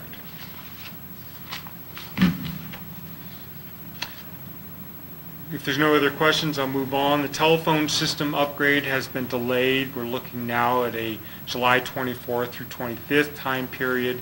We had some IT issues that had to be resolved prior to having them come out. I applaud Sandy McKay being the lead on this issue and making sure that we had all of our ducks in a row before we turn off our telephone system, which is our link. We had a conversation with Director O'Grady on finance issues, and we didn't have fiber service in the entire valley for a period, and you really can tell the difference when you don't have services. So we hope to minimize that to make sure that we're together for our phone system update. There will also be a meeting next week with regards to phones and the Out Valley project, because there could be disruptions in service with us digging down Highway 88. So staff is going to be meeting with Vail, Volcano, and our consultants in Q&D with regards to what we're going to be doing about potential outages. Volcano will be going through and actually putting in temporary connections, jumpers, along the route on closed sections so that we don't have interrupted powers for long periods of time, especially where they're going to be coming into our route and doing splice overs. They'll jumper those areas, but it could have an impact during construction season on the quality of the internet and the phone services within Kirkwood for short periods of time. Michael, when Volcano does that, is that at their own expense? Portions, it depends on the why, Bob. There's a whole bunch of why they would need a jumper. In certain areas, we need to have them relocate into our ditch because there's no other room, because the access, the right-of-way is so narrow that we need to have them be. In those instances, it would be at our expense. In instances where they choose to be in our trench, or the U.S. Forest Service chooses that they be in our trench, then it would be at their expense. In instances where we hit them where they're clearly marked as per USA guidelines, it would be at our expense. In instances where they are not clearly marked or their installation is substandard, i.e. laying on the ground, it would be on their expense. Okay, and do we have a budget line item for that, or how does that work? We have a line item for Volcano. I'd have to get back to you on exactly where that appears on the budget.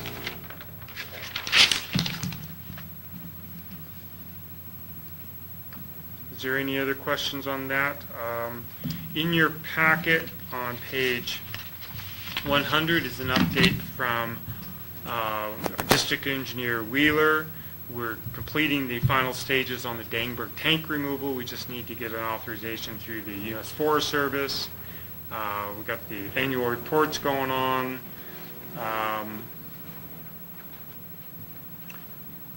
We are pursuing our water rights investigation for Caples Lake. The next step is to basically reach out to the stakeholders and see if they have any issues with our applying to. We found out from Steve Volker that we do have a defendable position on 200 acre feet of Caples Lake, as we were hoping. The next step is to reach out to the stakeholders and see if there's any opposition to our perfecting that claim. I have a meeting next week with Jim Abercrombie of EID, who would be probably the number one person that might have a, and I'm just going to go down there and basically let him know that we are looking at perfecting our claim on that. Once we have a general feeling that they're in support and others are in support, then we'll get basic costs of pursuing that with the State Water Board.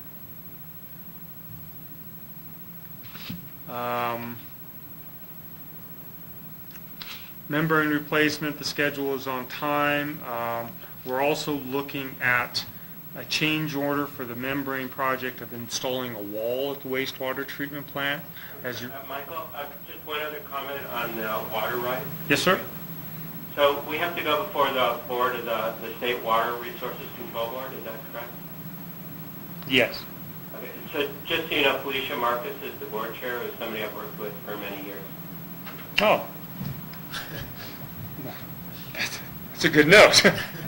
Maybe we will need to. As you know, I'm happy to help. Thank you so much. Okay. Back on, as a change order for the membrane replacement, as you remember, we've had terrible problems in the past because the John Deeres are located next to the VFDs, which are the variable frequency drive motors, and the controls, so we don't have a clean environment for our electronics. I would hate to put in this brand new membrane system and have the electronics sitting next to the John Deeres, which we actually do use occasionally. This wall would create a new space in the wastewater treatment plant, which would be, the air would be conditioned so that we would not have that dust and soot in an electrical room. So it'd be a wall that would go straight across that room there and divide the plant up between our electrical components and our pumps and our John Deere. So if anyone's interested, maybe Capital, I can show you exactly where. This would include an HVAC system to condition that room. Talking about conventional carpentry. Yes, I am. Conventional carpentry and possibly a drop ceiling, because as you remember, right. The roof of that has all the conduits and ducting and everything, and it Right. would be almost impossible to get a good airtight seal. So the idea would be to go up 8 to 10 feet and put in a drop ceiling, such as construction that we're looking at in the boardroom, to get that conditioned space, because we want to make sure that our controllers are in a conditioned space moving forward. Well 4 treatment building upgrade is a June project. We're also looking at a well 4-5 wellheads. We've been required to put collars around the well 4-5. Those are sitting over in East Meadows. Put concrete collars around them for sanitation. Right now in the winter we have these huge PVC caps that actually are on top of them. And they're brown and they're not secured. What the state would like us to do is actually build a box around it that we could secure to these concrete collars, and then I've been looking at placing rocks on those facades so that they match the existing environment, the lava rock that you see all over the place. So this could be a huge upgrade for the district and improve the view of these areas by homeowners in that area. In your package is on page 102 is the KMPUD board meeting schedule.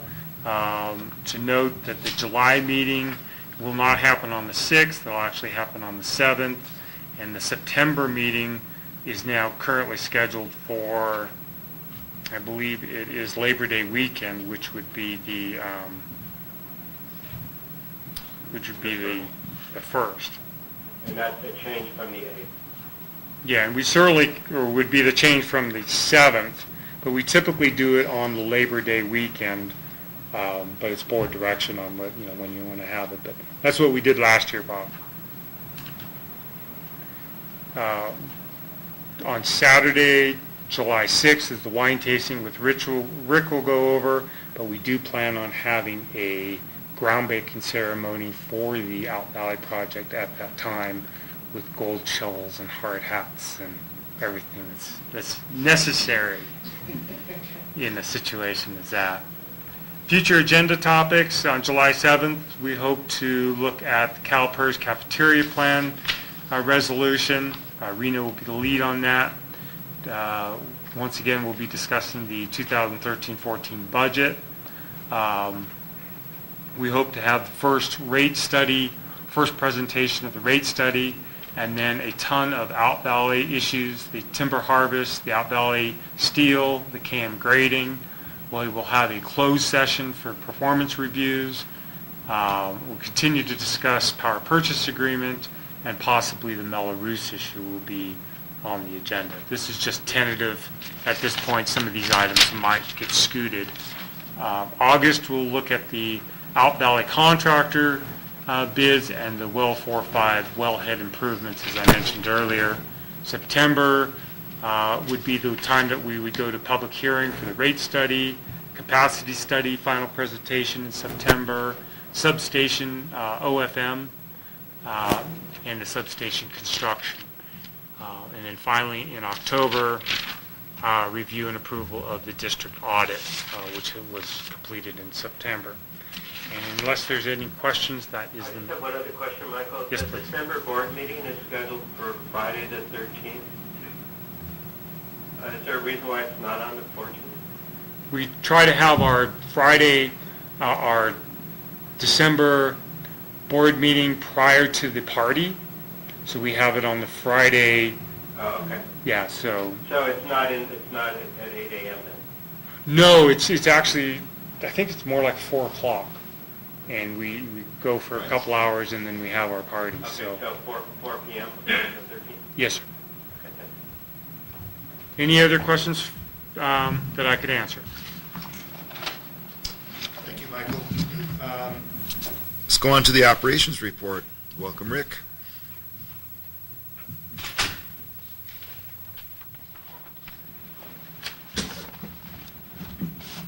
Good morning.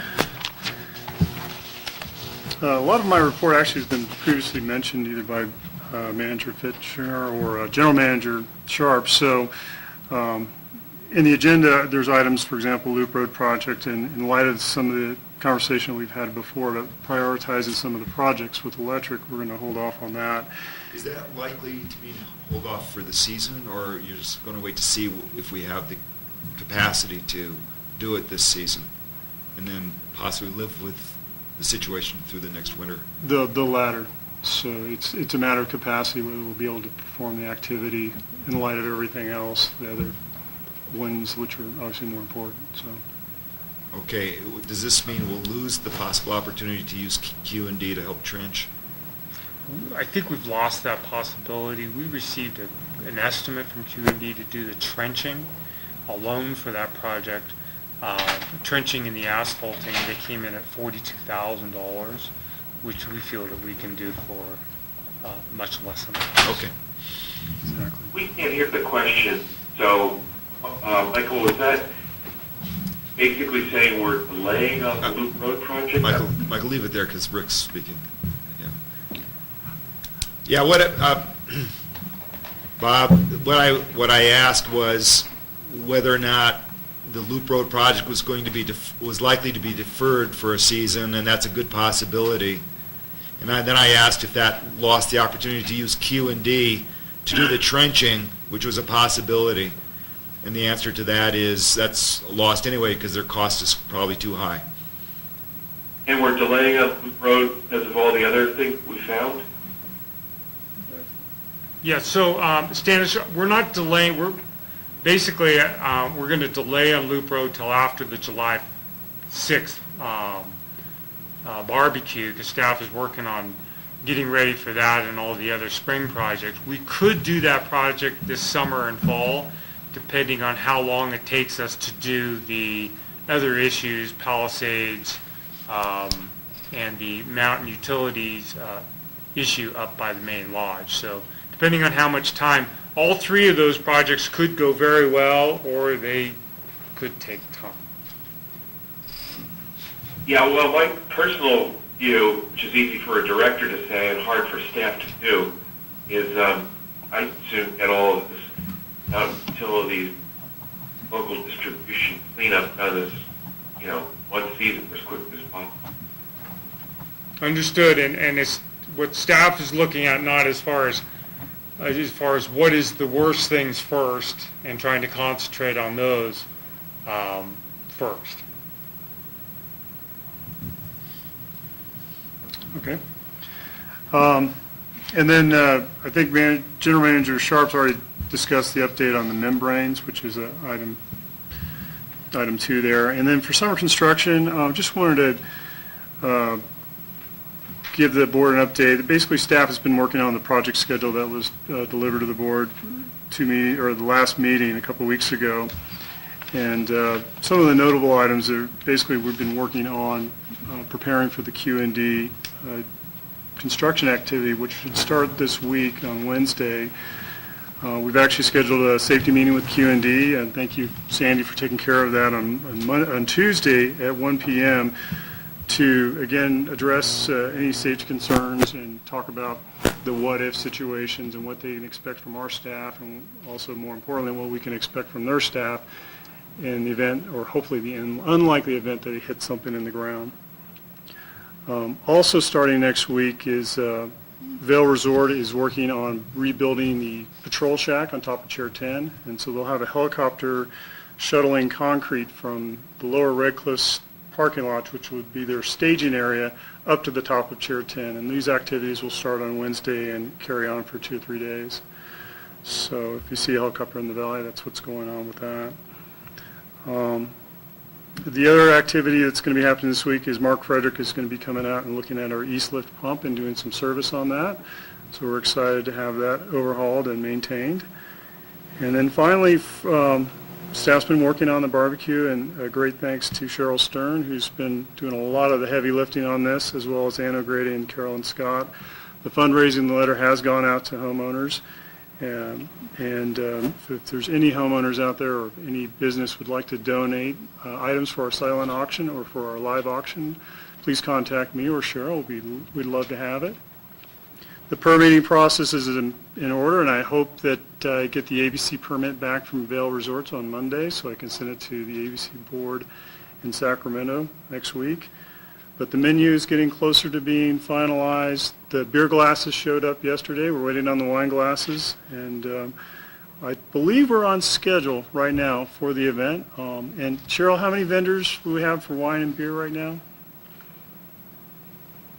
9 is what comes to mind. 9. So that's pretty par for course. We might pick up a couple others. So we look forward to another fun event, and if anybody would like to volunteer for this event, please let me know. I've got the list going, and we would be delighted to have you. So that concludes my staff report, unless there's any questions from the board. Is Sid Long going to be participating this time? Great, I'm glad to hear that. I thought Sid, you will be in attendance, so. With the secret sauce? It's in my office right now.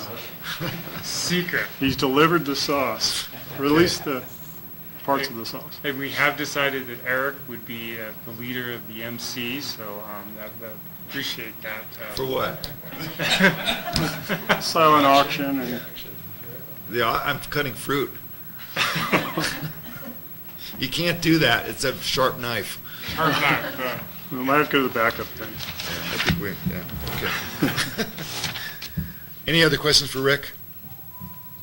Thanks. We'll go on to the administrative report. Joe?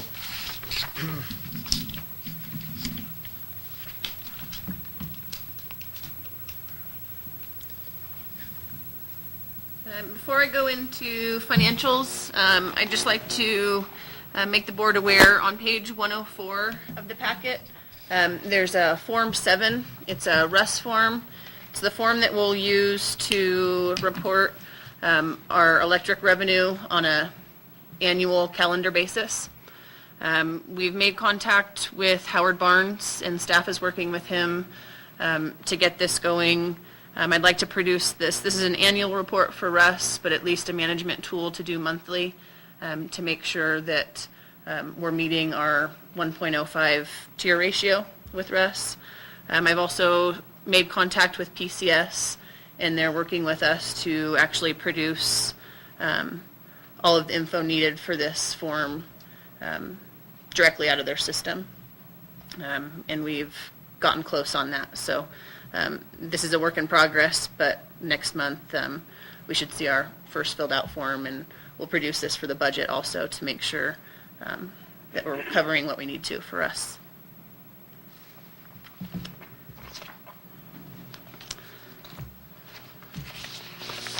As far as April financials, I'll start with the balance sheet.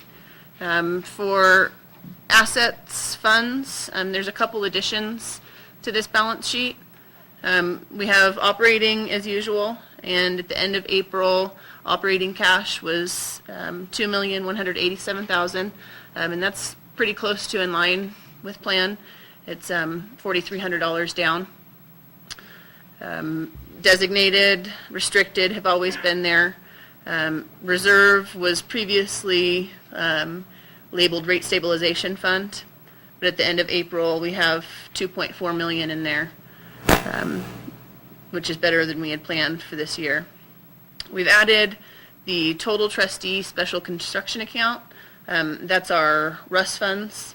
It's at a small balance right now because our first draws were to pay off the ban and reimburse any expenses that we paid out of our operating funds, but this will increase as we pull draws. And then we have our capital reserve fund in there. That's the capital. When we approve the capital budget, we'll set aside money and put it in this account for approved capital projects. The money set aside in there right now are the capital projects that we approved with the COP loan. Well, where's the Russ draw? The money we brought down, for example, to, I think we drew down everything for RCI. Is that in the total reserve? It's not in, it hasn't hit the books yet. Yeah, that one was May, so that'll show in May. And where will that be? So in other words, In the total trustee construction, special construction, I could rename that Russ, but per Russ, that's what they call the account. and then capital reserve is stuff that we expect to spend in the next 12 months or so, right? Correct. On the balance sheet under liabilities, I'm happy to see that under the total current portion of long-term debt, there is a $0 balance. As of April 3rd, we paid off the $22 million bond anticipation note. Also under liabilities, you'll see the $20.6 million. That's what we've pulled from Russ so far. Right under that, under total installment loans, is the $5.3 million for the COP loan. Unless there's any questions, I will move on to April income statements. I know that April, from an income point of view, wasn't great, but I don't know, this balance sheet just looks so much healthier now. You know, one thing that I always have looked at is it's called the current ratio. You know, the ratio of current assets to current liabilities, and it's really frightening when that's under 1. And now, and it has been because of that big current debt line. And now that that's shifted and we've got all our financing in place, it's more like a 5-to-1 ratio, which is terrific.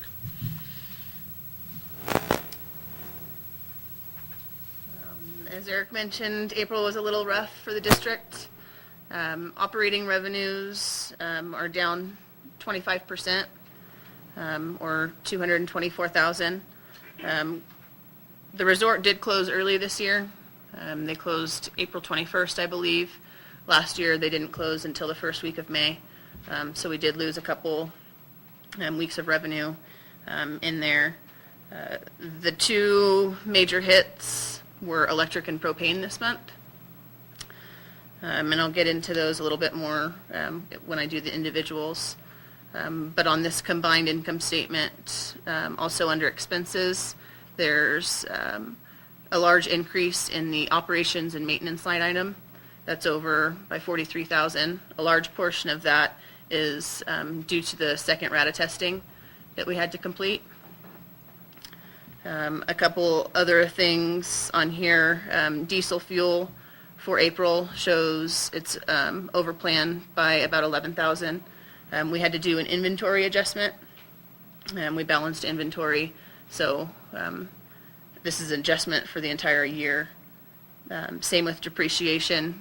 There was a few assets that hadn't been added into PCS, so there's a depreciation entry to correct everything that hadn't been done for the year. Our April net loss is $67,000. That is $163,000 over plan. Our year-to-date net loss is $134,000, which is $101,000 over plan. Some notes on individual funds. Water actually made budget this month. The net loss was $11,000, which is $1,000 better than planned. But we're still down for year-to-date. Year-to-date net loss is $150,000, which is about $31,000 over plan. For wastewater, wastewater did okay in April. Net loss is $26,000, and that's $7,500 over plan. Year-to-date net loss is $106,000 over plan. Electric for April didn't do as well. Our operating revenues were $352,000, which is $68,000 under plan. I compared this to last year's actuals, and it is pretty close in line. Last year's revenues for April were $359,000 compared to the $352,000 this year. So I've taken a look. It looks like there was a budgeting issue with percentages per month of when we were going to receive our revenues. Operations and maintenance for expenses is over $48,000 for April in electric, and $37,000 of that is for the rata testing. Also in there is cost for ammonia. So our April net loss is $151,000, which is $142,000 over plan, making our year-to-date net loss $77,000 over plan. For propane,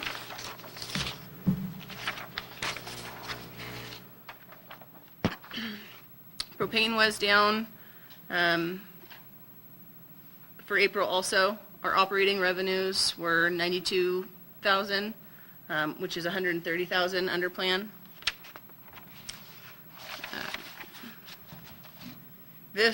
I also compared this to last year, and revenues are down this year. It's not so much a budgeting issue. Last year's revenues for April were $166,000. So I think this is resort closing and it being a warm winter. But with this, operating expenses are also down.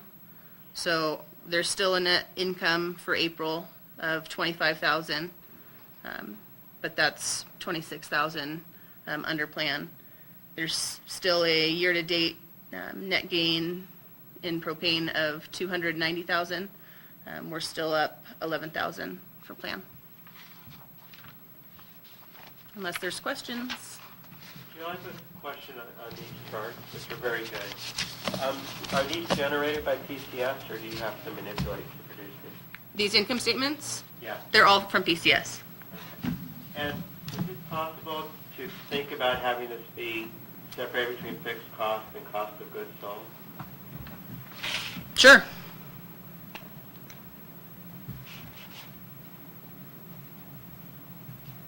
Any other questions? Well, yeah, I have two. On that topic, I mean, I think it should be a cost of goods sold and then a gross gross margin, and then, operating expenses. I mean, is that what you think we can do, Jill and Michael? Yeah, I've actually worked with these reports. They're not hard to manipulate. So I think that could be done. So let's get with a gross margin, cost of goods sold, gross margin, and operating expense. And my second comment, Michael, is really to follow up a little bit on what we discussed yesterday, which is, we're looking at a lot of almost $100,000 net income year-to-date shortfalls here.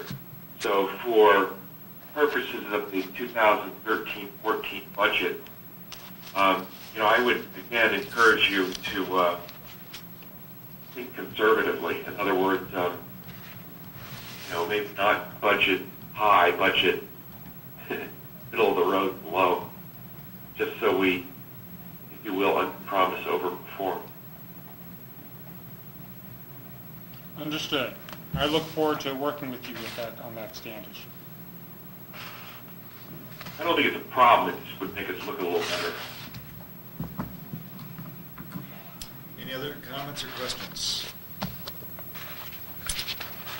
Last, I have my admin report. There's 58 utility counts that are past due. Also, there are 2 residential accounts locked off due to non-payment, and property liens have been filed on both of those. We're still working on our miscellaneous invoices. There's 7 accounts with past due balances. Some of those are KCP that we're working on reconciling items for. Also in here is the consent for claims in the amount of $185,059.81 for your review. Of that, $121,000 is for operating costs, with the largest expense being diesel at $53,000. Is this consent just for the, did we have a consent last time? We did. So this is only for 2 weeks, which is why it's so nicely low? Yes. Okay. Are there any questions on the consent? Do I have a motion to approve this consent for claims for $185,000 and approximately $60? So moved. Dornbrook? Second. It's O'Grady seconding. O'Grady. Aye. Agreed. Epstein? Aye. Andy? NDI. Dornbrook? Dornbrook, aye? And Rickard, aye. Okay, approved. Thank you. Jill. Okay, we move to committee reports. Eric, before you do, there's a memo in the package from Howard Barnes talking about electricity rates. Are we going to do anything about that? It basically says, I think, that if we do it for all of calendar year 2013, there's one electric rate increase that would be required to do it mid-year, which is where we are now. There would be another one. What's the plan for that? Yeah, actually, that's a good question, Standish. Thanks. Michael, will we be having that as an agenda item in July or August? When will that, it will be an agenda item. That's the first question, right? Right, I was going to include, Standish, I was going to include the electric rate increase with the balance of the rate increases, unless the board would like to see them separately. The water and wastewater takes more time because of the process, so we could handle those separately, like adjustments to electric and propane separately from the overall rate adjustment that we've been planning, we've been talking about for. So that would be incorporated, and with Bob Epstein's comments, I was anticipating on including that increase in the 2013-14 budget. But if we did all the rate considerations at one time, that would be, did you say, was that August or October? I can't There's a remember. 45, because of the process, there's a 45-day notice period after the final rate study is presented. I have that on our schedule for the September board meeting. Is that timely enough for the electric? Well, what it would do would be to increase the amount, because it would be for a shorter period.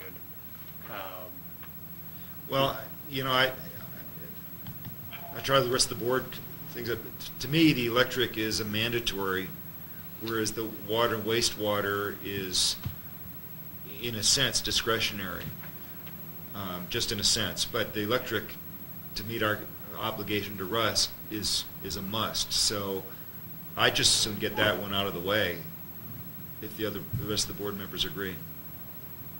So possibly a form of action would be at July 7th, is to look at the numbers and get board consensus, and then call a public hearing for August, and then if the board so chooses, to adopt a rate increase on August 10th. Yeah, from a staff point of view, is that feasible, or is that? Yeah, I believe that's feasible. What is the starting date of our obligation to Russ? It's when we first took out the $20.6 million, so it would be in, Oh, April. yeah, May of 2013, April. Yeah, I don't, So the catch-up we have to do is, comes from the month with the least amount of sales anyway.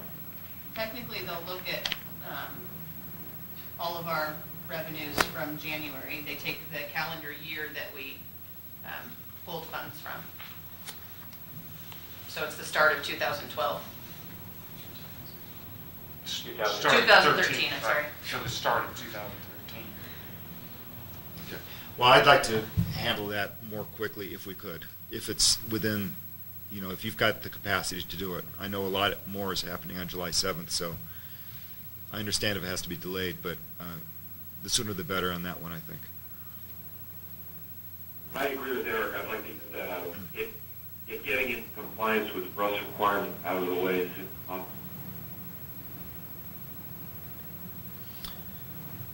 Okay, let's move on to item 8, committee reports. Communications, Bob Epstein.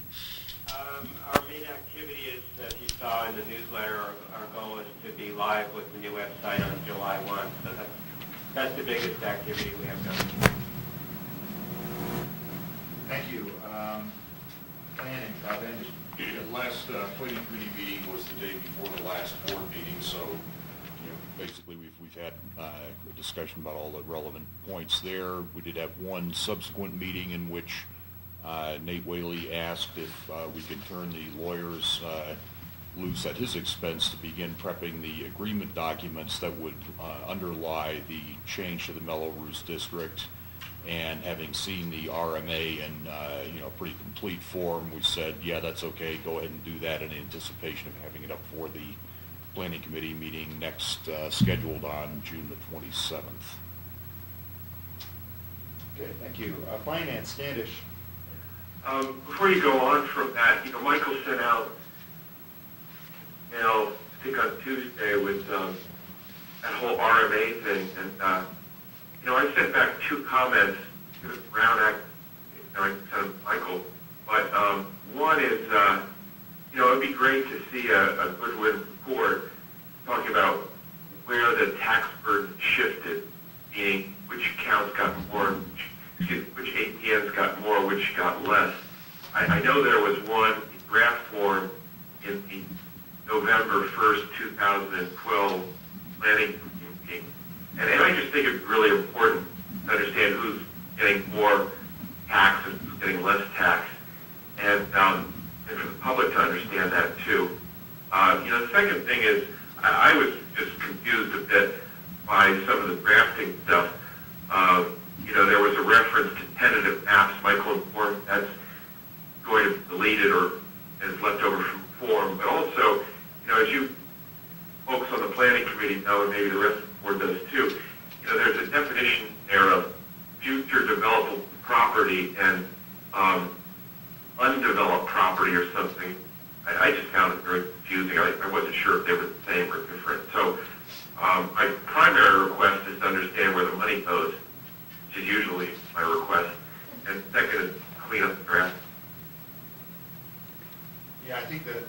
Both of those should be quite easy to answer when we,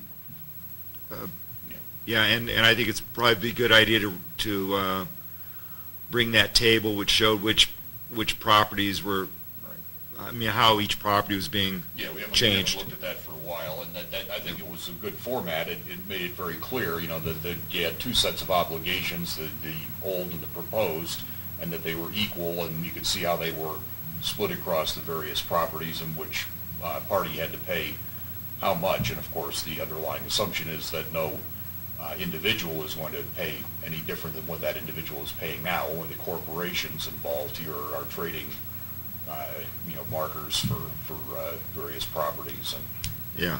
I mean, it's important just to repeat, this is only between Vail and KCP. exactly. No one else is affected by this Right. And action. the fundamental form is changing from acreage to developable units, I think is the other big headline there, but that's just Yeah. it. And so, I mean, the obvious question is really, if KCP is shifting a whole bunch of tax burden to the least valuable land north of 88, you know, we as a district and board need to use common sense about whether that's collectible. I mean, it wouldn't be the first developer that shifted tax burden to the least valuable land and defaulted, leaving us holding the bag, if you will. Well, a couple of comments on that. First off, developable units is the basis on which the tax is going to be done. So how many developable units are on that piece of property is what's driving the action, and it's not a very large number of units. So even though it's a lot of acres, it's not a lot of units. Therefore, the tax burden on that specific parcel would be relatively low, I think is how the numbers would show. So let's defer this conversation to when we have the Melrose on the agenda. And but we understand the questions, I think. Is that okay? Okay, Standish Finance. I think our major item is budget. Is that right or wrong? Michael, Jill, Bob Epstein? Absolutely. That's and then just understanding how we're going to do the restaurant. Okay, so, That concludes our report. okay, thanks, Standish. Operations and capital, Peter. We haven't met since our last board meeting 2 weeks ago, so I have nothing new to report. And personnel, I just want to reiterate that this month and early next are fairly important in that I think Peter and I and Michael will meet as Personnel Committee prior to the next board meeting to go through a summary of goals for this year. I'm going to be sending out an email to the board members and community committee members for any feedback on Michael's performance for the past year. We'll assemble that, and that will be brought to the closed session on July 7th. And I think we want to have one last review of the cafeteria plan, the 125 plan, before it comes on to the board on July 7th, so we can Make a recommendation. make a recommendation, and really that the language is clear. I think that was the issue before. So we'll set a meeting sometime in the next several weeks Okay. on that. Okay, that concludes committee reports. Item 9, general discussion. Is there anything from the board around new agenda items or other comments you want to make that hasn't been on the agenda? We chased our general manager out of the room.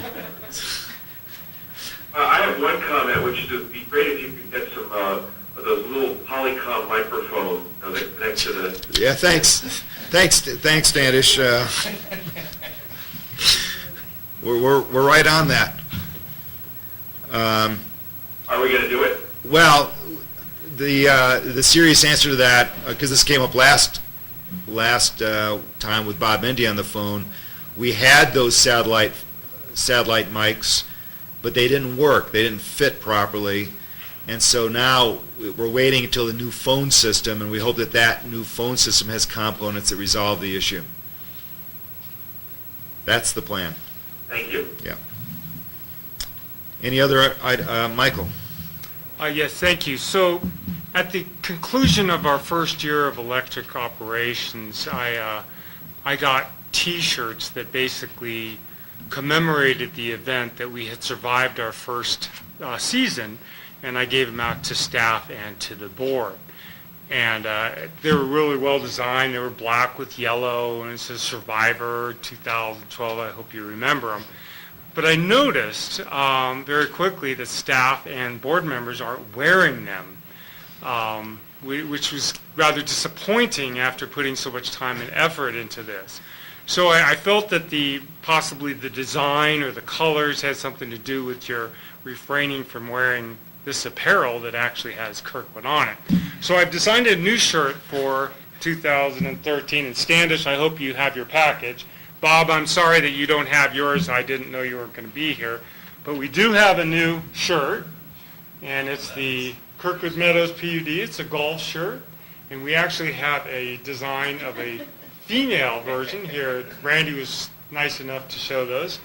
And we actually have these. And I have to thank Rena for being head of this project. But thank you very much for surviving another winter with the district. And hopefully you'll wear these. Have these been matched to the size of the individual in any fashion? Or? I tried. So I mean, the black one, came down to my knees and was kind of like. This was my nature. I did my best. Thanks, Rena. So staff has received a similar portion, and I've already started to see staff wearing these, so hopefully I did better. Well, I think it's terrific. It's very thoughtful. Thank you. This is great. Thank you very much, Michael. Double extra large. Okay, so we are now going to retire to the Out Valley Tour, and again, the board members that will be on this tour are Andy and Rickert. And I believe we're going to be meeting at the Powerhouse. And can we just say in, 15 to 20 minutes? Oh, no, we have a whole little celebration over here first. We do. There's a celebration. We have many birthdays. Director Endies, Director Dornbrook, Jill Campbell, and Rick Ansel all have birthdays. So Rena has again put out a massive feast. I'm sorry that Standish and Bob can't be here. But once again, we'll be doing the birthday thing. So when should we meet at the Powerhouse for the tour? 11? 11 o'clock. That makes sense? Okay. Great. I'd like to adjourn this meeting then. Thank you. Thank you.